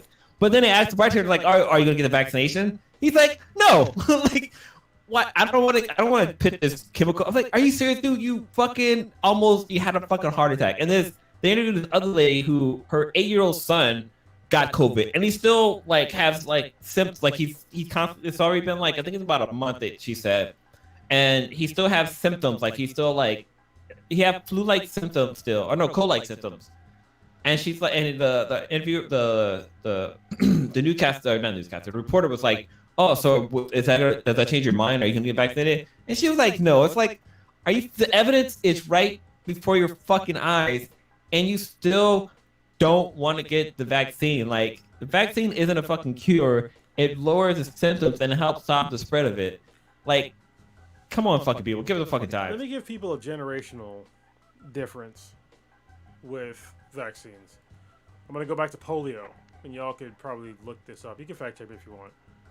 But when it goes like back to polio, so when polio first rolled out, the first polio vaccine, I forget the manufacturer of it, but they fucked up the first batch of vaccines, where they actually gave some kids polio on accident, and they became paralyzed.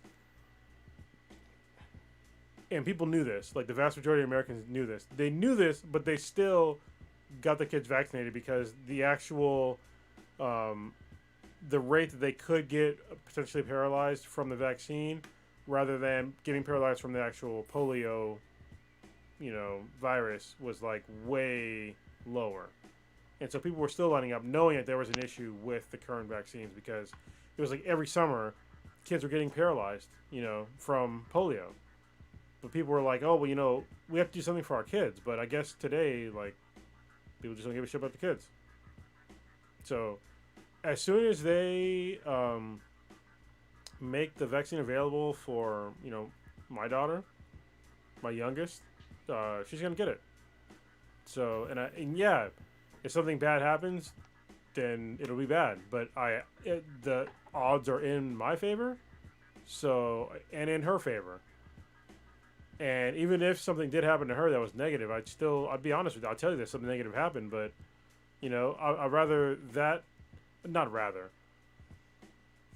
The odds are still in her favor to like not get coronavirus and potentially have some long-lasting issue with the rest of her life, or potentially die, because kids are dying from this now.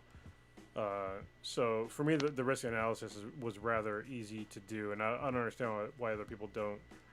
Why they're taking their kids' lives and their own lives like so flippantly. I don't understand. For most people, like I said, it's a small percentage that they have a real legit issue, but for most people, you're just fucking selfish. So when K-Mac got the third dose, did she have any of the? Because when you got the second one fucking laid you flat on your ass. Like at least, sorry, not for you, but for me, I was like, I slept all fucking day. It fucking sucked. But did she have any extra? Did she have like the second shot symptoms, or was she just like okay after the second shot? I mean, she had some headaches and some body aches and stuff, but she was okay. I mean, I had I didn't have headaches, but I had body aches. But I had body aches. I just fucking hopped on the fucking. I still worked out that day.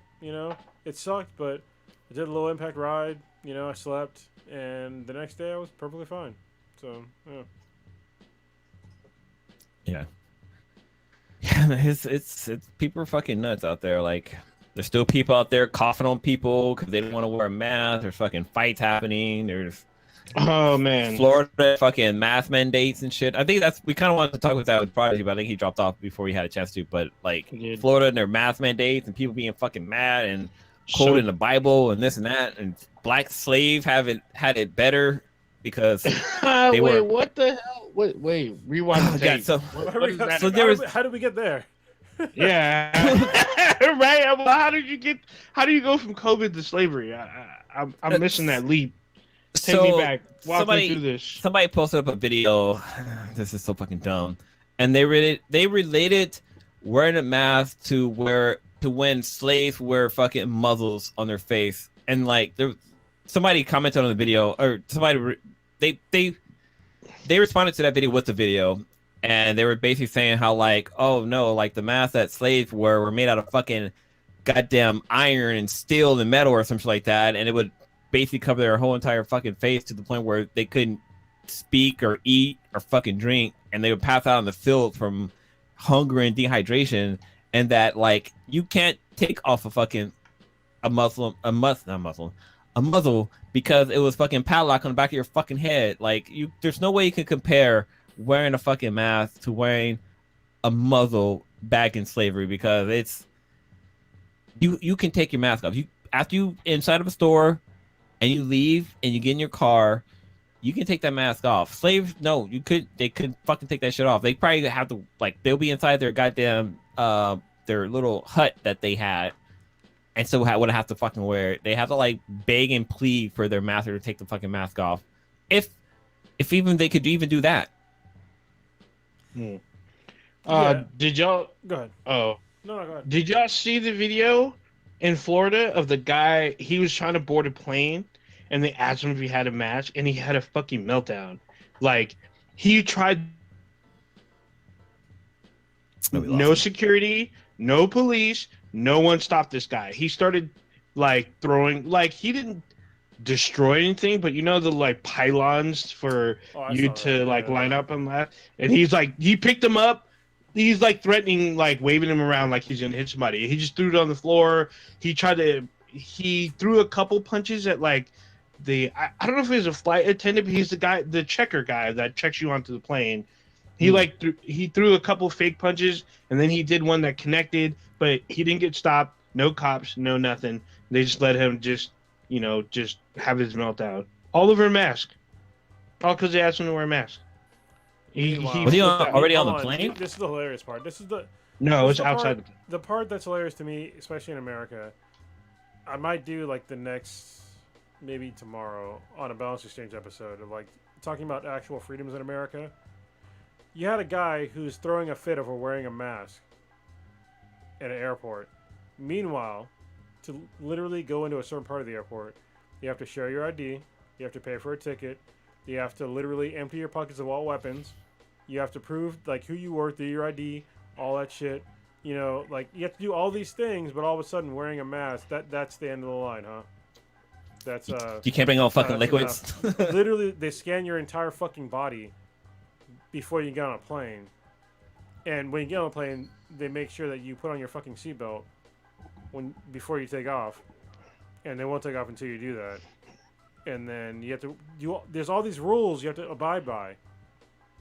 But all of a sudden, the mask is too much.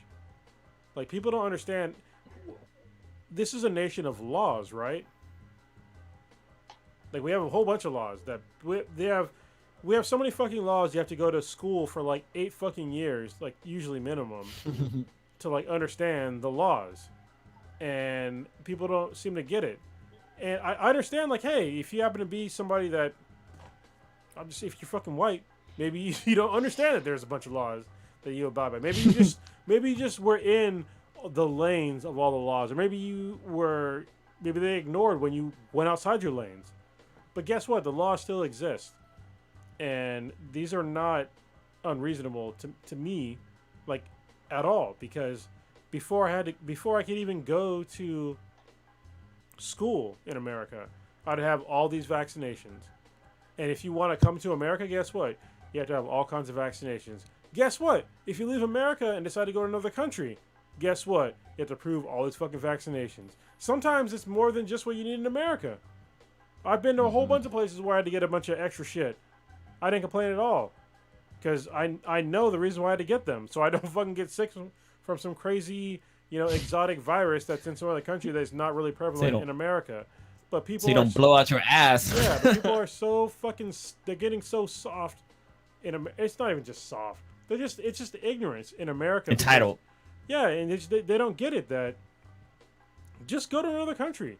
Go fly to fucking like China or Italy or Sweden or someplace like right now. Get your fucking visa and see what the requirements are to go to the country.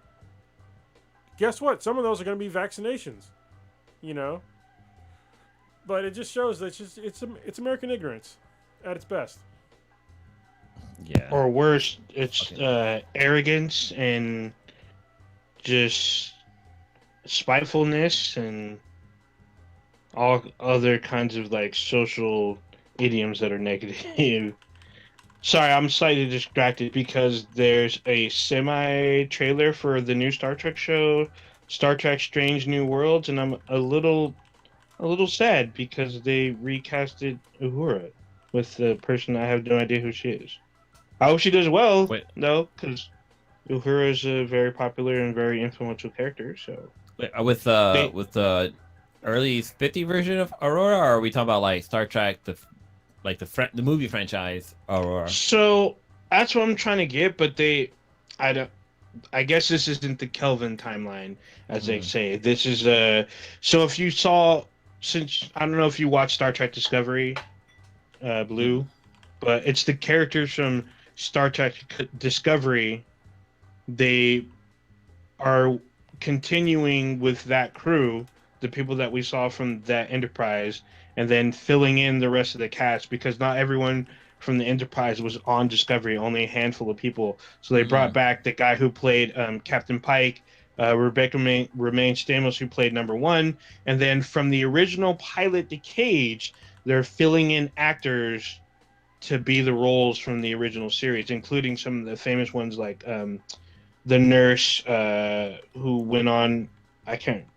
Nurse Christine is, I think, is she's more popular known as, but and some of the other characters are trying to match up with new talent, so they're doing a little meet the cast on Star Trek's website. But they posted something to social media, which I'm probably going to post to our page in a minute. But I didn't realize they're that far along. I don't see a release date for the series, but it looks like it might be done. But yeah. That's what's up. I know we've been talking about some fucking political topic stuff, but I kind of wanted to touch on What If, because we didn't talk about it last week. We haven't talked about it in a couple Uh, weeks. We missed a few episodes, yeah, but yeah. missed a few Speak on episodes. it. I mean, So the week you gotta today. go. that was- Well, no. You no, I can't was talk gonna about say today. that, no, I'm not talking about today. I'm gonna talk about today. I just want to say today's was probably the best of them all. It was so fucking What? good. I I like this one over. I did I like like this. today. I like this one over all of them. I think the first one was probably my. No, actually, no. Today's and the first one was my favorite of all time, but the other ones are kind of like average. The Black Panther one was amazing to me. Yeah, that one was good. I think that's one of Especially my with favorites. Thanos, that was like the. Just saying. Yeah, Chef's kiss to it. Have you Yeah, watched so that's the one for today? No. no. So Okay. don't get me wrong. Today's was good. This is really It was good. very good. It was very good. But I think the one was T'Challa as Star Lord. That one to me was more heartfelt, and it had a better like circular episode. Like it had an ending to me that I was satisfied with. And it was. I mean, we got to hear Chadwick Boseman again. Don't get me wrong. We do see him later on in the series. I don't want to say if you haven't seen it yet. He shows up in a couple episodes, but I mean, Yeah. that's the first time we see him again. The first time we hear his voice since he passed, unless you were watching something of his recently, but still. It was really nice to see him as like a black spacefaring, like, not benevolent. He was like Jesus in space. He's like black Wait, Jesus no. in space. I mean, He was like Mandela in space. Oh yeah, Like I get it. everywhere he fucking went, he basically brought peace, which was kind of fucking cool. Like he turned Oh, Gandhi um, in space.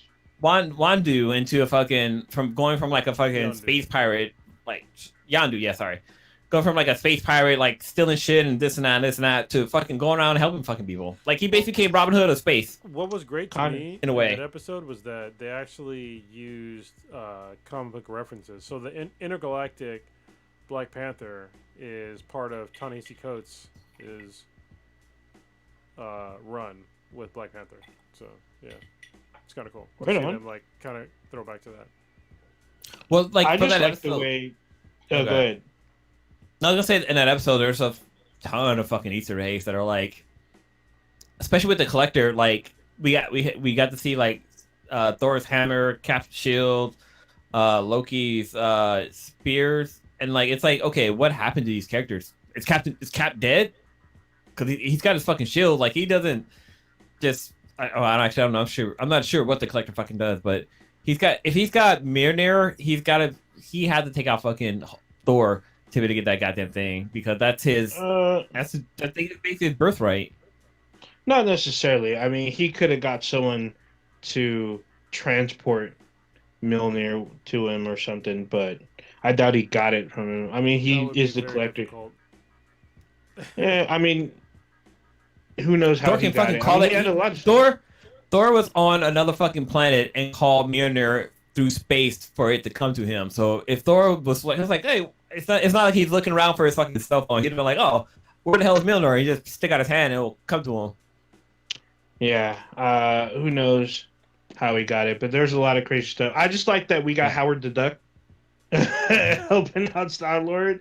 Like everyone's been acting like, oh, we're gonna get a Howard the Duck movie eventually, and then T'Challa, he like helps T'Challa go through the collector's like collection and find what he needed, and it was great. But T'Challa as Gandhi in space was a nice little touch. And then, his conversations with Thanos was great. Like, I thought that, and they got Josh Brolin to come back, which is awesome. dude, like awesome. the fact that the one thing I loved about that was how T'Challa was T'Challa. Fuck, I can never say his fucking name. T'Challa. T'Challa. You did great. T'Challa. You did great the first time. Yeah. T'Challa.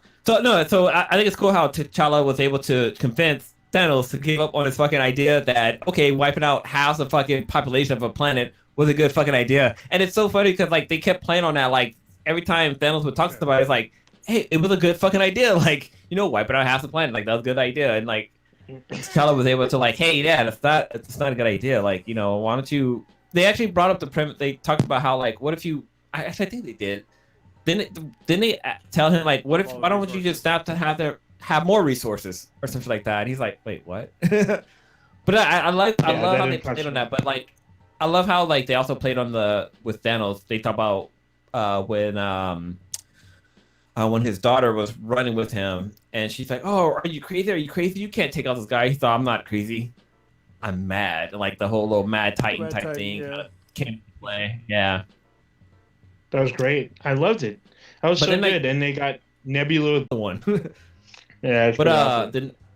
The next episode that came up was the what if the world lost its might as heroes, and this one was this was interesting because we had wait. You talking about the Doctor Strange episode? No, I'm talking about the episode where all the fucking heroes were getting killed. Where we lost Tony was fucking poisoned. Yes. Okay. Yeah. My bad. Thor was fucking murdered. Mm-hmm. And it was very interesting how this all happened because it was like, what the fuck is happening? Because like we have the classic scenes from like a lot of them were like cutscenes too. They're not cutscenes, but like the credit scenes. Where we have like Nick Fury. Actually, these aren't credit scenes. These are actually episodes or part of the movies. But we had Nick Fury going to Tony Stark, where he's inside the fucking what is it? The donut. Inside the donut, and like he's talking to Tony, and be like, "Hey man, you can do better." Like, yeah, we have this, and then we have Natasha. She comes over and sticks him with the needle, and he fucking turns around and dies. It's like, okay. What the fuck is going on? Like, this isn't how it goes in the goddamn movie. And then we have, like, Thor coming down to pick up his hammer, and then Hawkeye is fucking doing Hawkeye shit, and he fucking just murders the Thor fucking point blank. And it's like, holy shit, like, Thor's fucking dead. And the one craziest thing is with fucking... what's interesting with Incredible Hulk is that they actually took scenes from the second Incredible Hulk movie that they made. Yeah. Well, it's just the Incredible Hulk. That's the one with Edward Norton. But they replaced his scene. They replaced him with Mark Ruffalo. Yes, Mark Ruffalo voices his scenes, and it's changed because Black Widow shows up. Yeah, but exactly. What I liked is they brought back Betty Ross. We hadn't seen Betty Ross since Incredible Hulk, and they're still talking about how they're a couple. And it's funny because when you see the MCU, you know that Banner and Black Widow were an item, sort of. But then we see, the three of them all in the same spot. So it's like this weird, like the love line between Bruce and Betty, but then we also know later on in the MCU that the love goes between, there's a little love between Banner and Natasha. So it's this strange love triangle that's there. It's like past and future kind of meet up, but it's cool because they recreate like the huge battle scene in Incredible Hulk. Yeah, like when they showed that scene, I was like, okay, so the Incredible Hulk is part of the goddamn universe now. So all right, that makes sense. But no, like it was really interesting to figure out like who actually were killing off all the heroes, and it turned out to be, sorry, spoiler alert, it was Hank Pym's, because he was mad because fucking Hope died. His daughter died. But it was also what I love. Yeah, what's those? Oh, go ahead. Go ahead. I was gonna say I love this murder mystery. When do we get a murder mystery in the MCU? This worked out perfect because I was intrigued once Tony died. I was like, what the fuck is happening? And then like more people kept dying, and I'm like, what the fuck is going on? And it was like and Nick figured it out pretty early. Somebody's killing all these heroes. Well, he figured it out, but like he had Natasha, because Natasha was blackmailed for fucking killing Tony. So like the agents of Shield was like investigating her, and she was in handcuffs.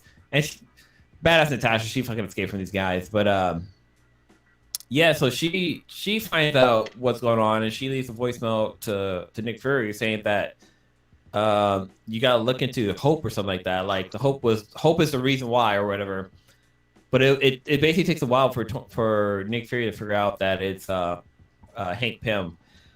But like his characters, you can tell he's been dragged to mud just because he's like an old crazy coot. And what's crazy is that he's wearing the yellow jacket.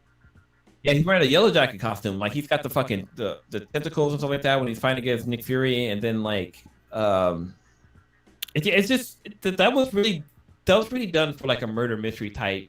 Oh wait, episode. we got to talk about the big guy, fucking Loki. Loki shows up after Thor's death with an army of Asgardians, and he has Lady Sif by his side, and they're like, well, the son of Odin is dead. You people killed him. You have declared war on Asgard. We're coming for your ass.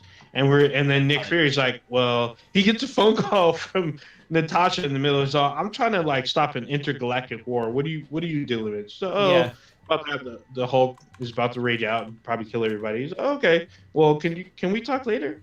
But that's basically how Nick Fury was able to defeat Hank Pym. Was that Loki helped him out. Like Hank Pym talked about how he killed everybody and like how he made Hawkeye fucking murder Thor and stuff like that.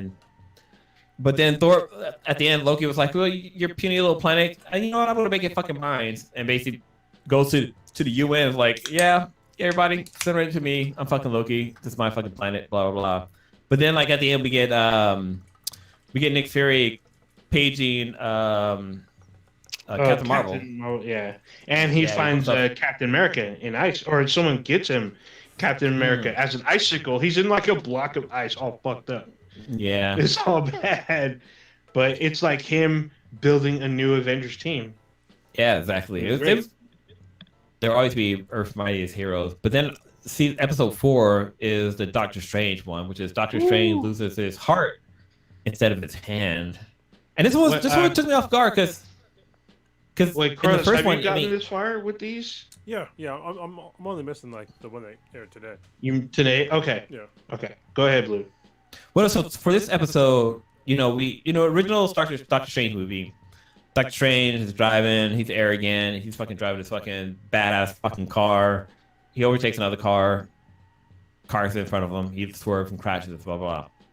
But his homegirl is in the car with him now, and like he's going off to accept some fucking award for just being fucking badass. And it's the same scene where he like swerves around a truck, but there's a car coming, so he swerves back into his spot. But then somebody comes and rear ends him, and he doesn't fuck up his hand, but his girl dies, and like he's basically trying to find out how to bring her back and such and such. That's where he gets into the mystic arts. He defeats against Umambu, I think that was the guy's name. Dormammu. Dormammu, yeah. And he basically becomes Sorcerer Supreme with the time stone and stuff like that. But he's still lingering for that poo nanny. Hold on, before somebody gets mad. It's the Eye of Agamotto, or I think it's Agamotto, Yeah, I it's think Agamotto. that's what it is. I am Agamotto. Yeah. which is the time stone. But yeah, Well, so I guess kind of people were kind of talking about that part because, like, in Spider-Man: No Way Home, he still has the Eye of Agamotto, but the fucking time zone is fucking destroyed. So how the fuck is that going on? No, they're replaced. this is the funny thing about time is that you can take things out of time. Mm-hmm. So Well, no. So I'm talking about Spider-Man: No Way Home. Yeah, And that Strange has the Eye of Agamotto still, even though isn't it the the Eye time of stone? Agamotto. But yeah, yeah, but well, there's a Go ahead. couple of things. First of all, when you start dealing with time, it could be on a totally different timeline. Second of all, I'm That's not true. sure what universe Spider-Man's in. It should be the one that we're used to, but it could not be as well. mm-hmm. So yeah, I think that they have plenty of like easily explained ways out of Get out. him having Get out Eye your of cards. Agamotto still. Yeah, so it should be Not Yeah. not only that, in Avengers Endgame, Captain America went back in time and replaced the stones that they took. Wait, he took it back to the past before Thanos received them because the people still had to fucking be evaporated. Yeah, Or but dusted. they took Dusted the happened. stones out of time, erased Thanos from time, and then went back in time and replaced the stones. So they got ways. But- They got ways around. Yeah, there are ways, There's ways. especially No, since the we're other- getting the multiverse. So But then again, I mean, it could just be a fucking ambulance. Like, you'd be fucking rocking a goddamn Or it could empty be- fucking it could be necklace. empty. It could be empty, like you're saying. Yeah. That's very true too.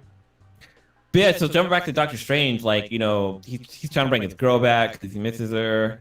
And the Ancient One shows up as like, hey, you shouldn't do this.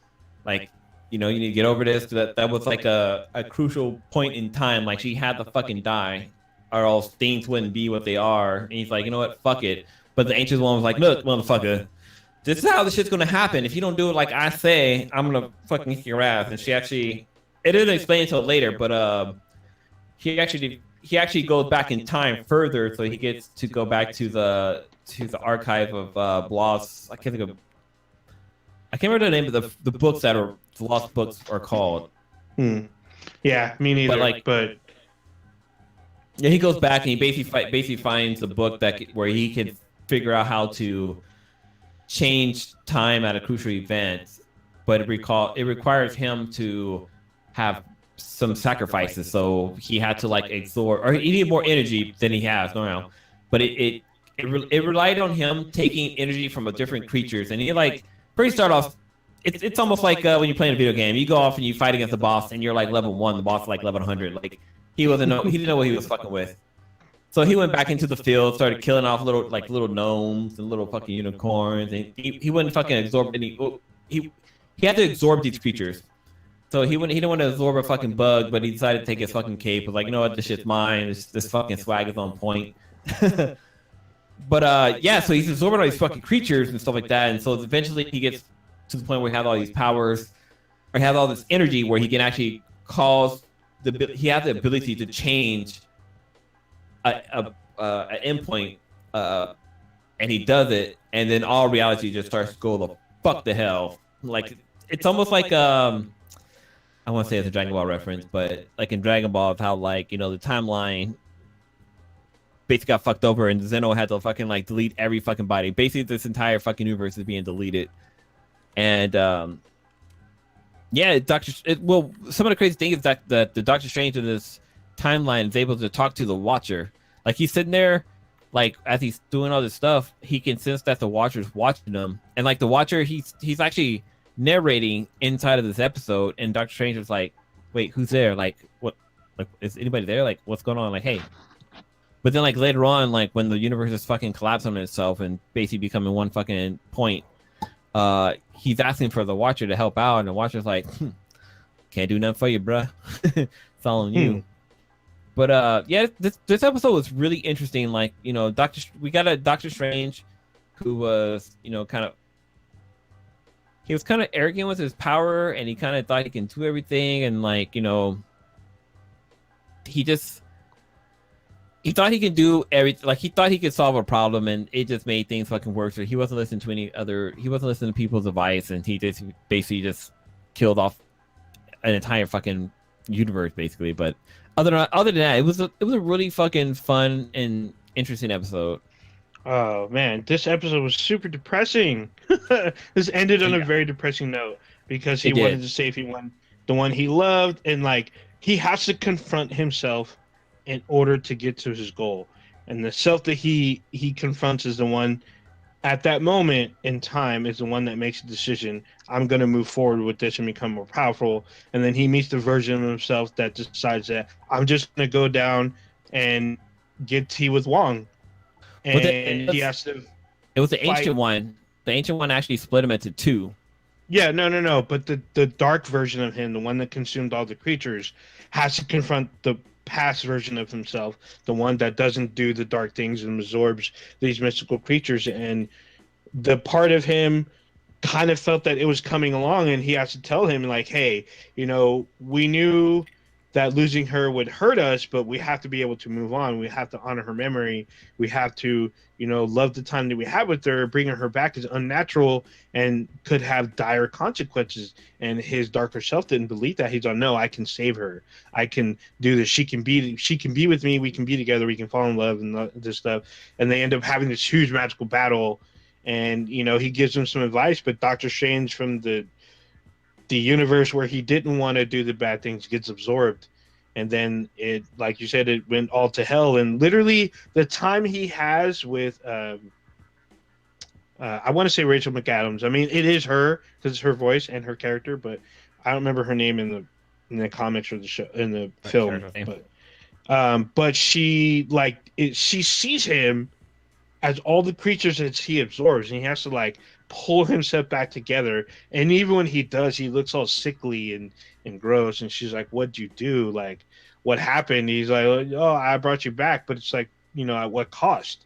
Like, literally it's him and her, but only for a few moments, as like the entire universe is melting, like literally melting. So it was on a very fucked up note.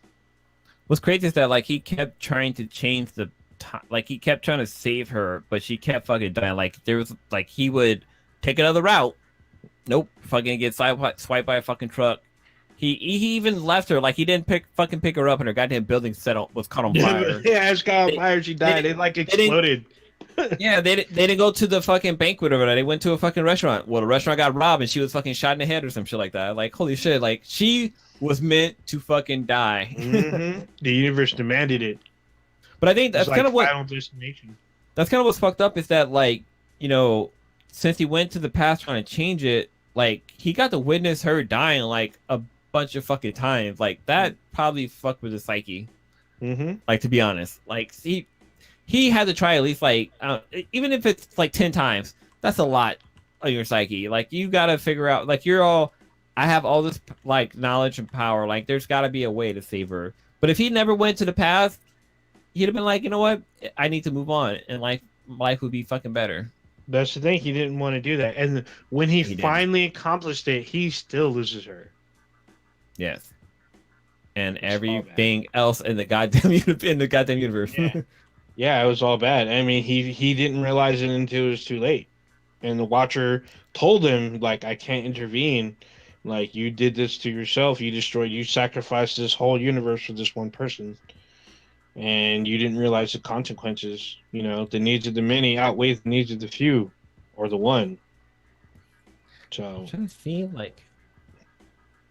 Well, I always thought it was funny that that is it Wong. Wong is like, it's like Doctor Strange is fucking conscious. He's always warning Doctor Strange, "Hey, look, man, don't fucking do what you think you're about to do. You're gonna make things worse." And Doctor Strange always fucking do what he wants to do. And most of the time, this shit just gets, it just goes bad. I mean, because we get this with the trailer for Spider-Man No Way Home. Dr. Wong's like, hey, man, don't fuck with the timeline. Just let it be. Doctor Strange goes off and fuck the timeline, and we end up with fucking multi-dimensional fucking... I guess we're going to have multi-dimensional Spider-Man. You went full Barry Allen. Just saying. Yeah, he did. He was sad about his mom and went back in time, and now we have a fucking flashpoint. Damn. But yeah, this week's episode is I don't know. I thought it was really fucking good. Like, Oh, don't get me wrong. I like this week's episode a lot, but I really think Doctor Strange's episode was a good episode about loss and moving on and about love and the dangers of doing things, trying to change shit and not listening to others. And then T'Challa as like Black Gandhi, Black Jesus in space was actually pretty awesome. Today's episode was what I was waiting for. I was waiting to see how they're going to interpret it. Don't get me wrong, I really liked it, but it's definitely like top 3 from the series. But the one thing with this episode of the one that came out today is that I need more. Like, I hope that's the next episode, that's the continuation of this, because they left it on a fucking high, and I'm like, okay, I need to know what the fuck's going to happen. Like, because they just, hey, yeah, we went here, and that's going to happen. It's like, oh, come on, man, you can't do that to me. yeah, I mean, they're only half an hour episodes, so I kind of doubt that they're not going to go back. I mean, it would be great. I mean, literally, they could literally have an entire series just based off of almost each of them, except for any of the episodes where the universe exploded. But Okay, let's not. Because I think you're gonna delve into like getting into the actual episode that I haven't watched yet. That aired no. today. So I'm talking about every episode could be its own series. So, but this episode could have a part 2, but I doubt it. I hope they do, because man, I want it. There's so many questions that were left open. It was a what if that left you with the what if. And left you with the what the fuck. That's definitely true. But I mean, next week will probably be some super sappy episode, or it could be something else. We never know. It could be like a what if version of like, who knows? I don't even know. Yeah, well, I mean, we have no idea. That's the whole point, right? Anyway, we need to wrap this up because I'm getting fucking tired. I've been For up sure. early. Yeah. Yeah, it's all good. And we have Prodigy on. Take us out, Blue. Which? No. Shit. Well, yeah. What do we? Well, what you got this possibly? weekend? Fuck. What am I doing this weekend? So little baby Bash is coming up on his 6 months. 6 months. Can you believe that shit? It's almost half a year. It's almost half a year. Yeah, man. Holy shit. So we're gonna do like a little half-year birthday thing for him. Just me and Sweetness and him. We're gonna try to do. We're still trying to figure it out. Have like a little cute little photo shoot with him and this and that. We brought so at 6 months the little ones they're able to start eating more solid foods. So we brought him a high chair. It's fucking crazy. It's nuts. Because I pet him at I could have gave you our old one because like it's sitting in my garage. Like I need to get rid of it. Wait, so we got one from IKEA, it was like $20, but then like you can customize it. So like there's a bunch of shit you can fucking do to it that it's fucking classic IKEA stuff. But yeah, so we're gonna start having him start actually eating solids, but we're doing the whole infant lead weaning, or I can't remember how it's fucking pronounced. You're but feeding your kid lead? Yeah, we're feeding him lead. What the fuck? He's gonna have fucking powers. No, so basically he's gonna start eating solids, but it's basically the food's gonna be in like, it's not gonna be puree and stuff like that. They're gonna be like actual fucking like it falls into the whole Montessori.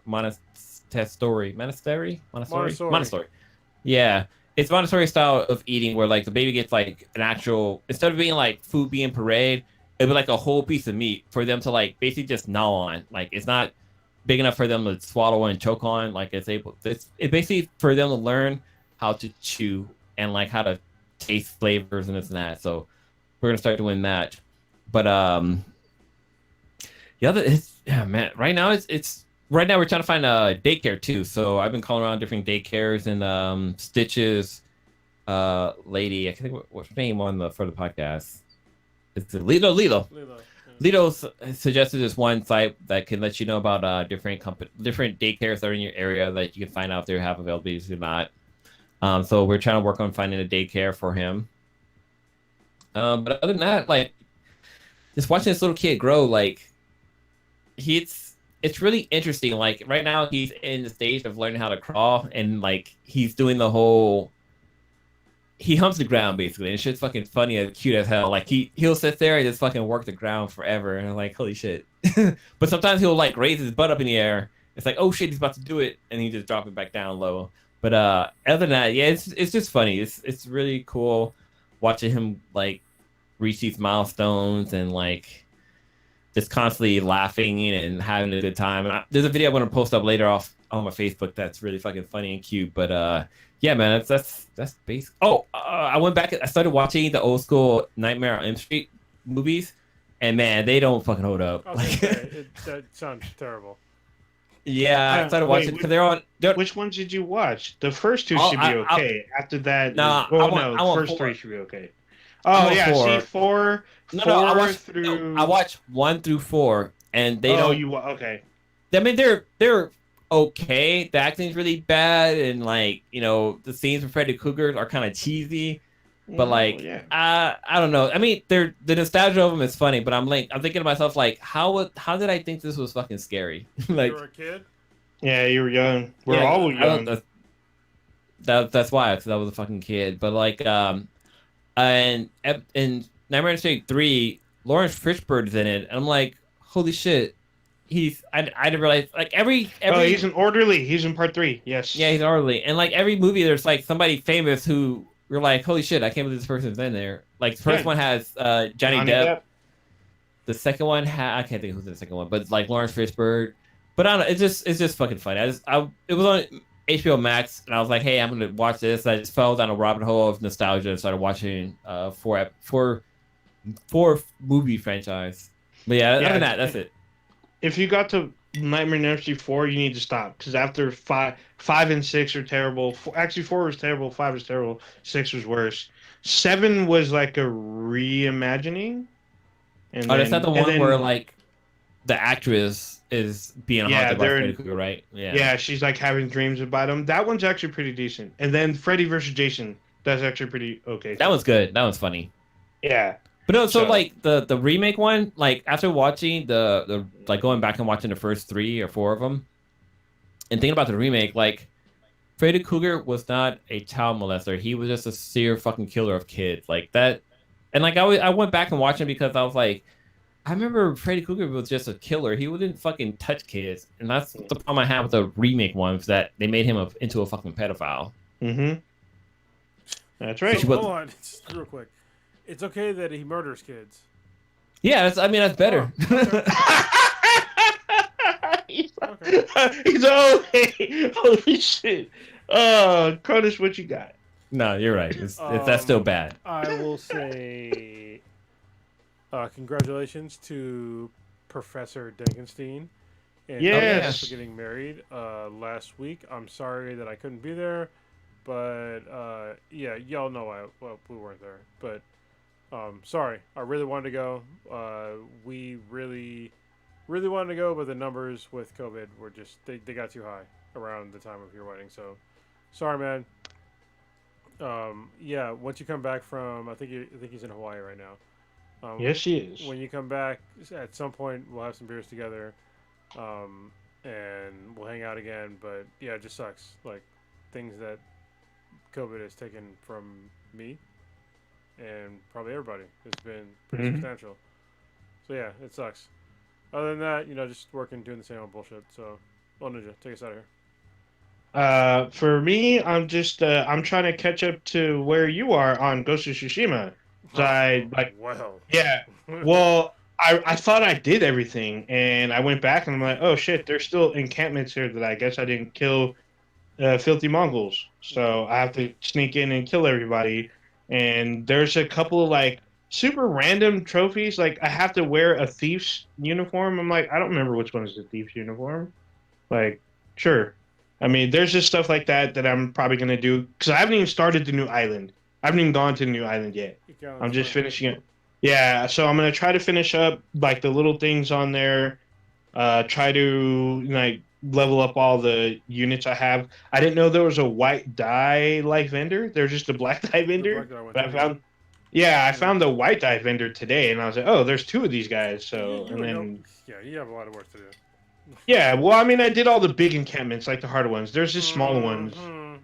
Yeah, there's just smaller ones I need to do. But I'm trying to catch up because I was playing Legends with a friend. Like, I completely forgot how to play. Like, we're playing multiplayer. I'm like trying to, like, buttons that like throw out my ghost weapons. I'm trying to use to block and shit, so I'm getting cut. It was fucked up. So I'm gonna try to start the DLC and maybe try to stream.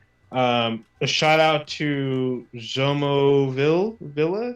She will be starting her streaming soon, and we're probably going to co-stream when she starts her gets her legs situated. So you'll probably see her on our channel and then us on her channel coming in pretty soon. She's a friend of mine. I'll Okay. fill you in later. Also, shout out to Professor Dankenstein. Congratulations on your nuptials. Hope you're having a good time on your second honeymoon. I don't know if they already did something, but Well, they were supposed to get married last year, but obviously the Rona. yeah. But I don't know if they took a trip last year or Yeah, not. I have no idea. But Well, yeah, but if this is your real honeymoon, congrats. Hope you're having fun. well, they. So just fuck. I think it's a fun fact. It's out there. They actually got married last year. Yeah, Um, we said that. I photographed their wedding last year when they got married, and I guess this one was like their true official wedding. So, congratulations to them. I'm really happy for them, and it looks like they're having fucking fun in Hawaii because I really want to go back to Hawaii, and I think Hawaii is probably one of the places I would travel to just because their restrictions are like fucking legit. Like if you're not vaccinated, you're quarantined for 2 weeks. Unless you show like a proof of a negative test result, basically. And like motherfuckers are flying there and getting caught with fake fucking vaccination cards and shit like that, and they're being fucking like prosecuted and stuff. So Fucking why idiots. got their shit together? Yeah. Idiots. But yeah, I might go to the beach again. I was on the beach Labor Day. It actually wasn't too bad. It wasn't packed, but it was pretty full. And I'm probably gonna go again. There'll probably be less people. Just catching up on some of the stuff. Watching me some more Star Trek Lower Decks. It'll be on in like an hour, our time. So we'll see. I may wait, but yeah, that's I shouldn't pretty have talked much- about the Matrix. Fuck. All right. We'll wait till next week. But yeah. Yeah, next week. All right. Yeah. All right. Let's go. Take us out of here. Oh, Ninja. All right. I was waiting for someone to say it. It's You No, I was waiting for Blue to say it. So you just experienced Black and Black Times Infinity. Check us out every Wednesday night, 8:30 Pacific time every Wednesday. We go Maybe. live and we give you that thank this. Yeah. Check us out everywhere online with Beats and BTI. That's BTHANBTI. Anywhere and everywhere you can listen to podcasts. We're on social media, Facebook, Instagram, and then you can email us at beathandbti@gmail.com. We have a Discord. Email us if you want to join and be a part of the after discussion, or if you want to get super dank, but not too dank, because we may have to kick you out or report you, or both. No, we don't. That's for our report OnlyFans. anybody, 'cause you'll be fine. Yeah. I mean, unless you're just an asshole, but. And check out our official website, bighatproductions.com/beathandbti. All right, y'all. We are out this bitch. Blam, blam, blam.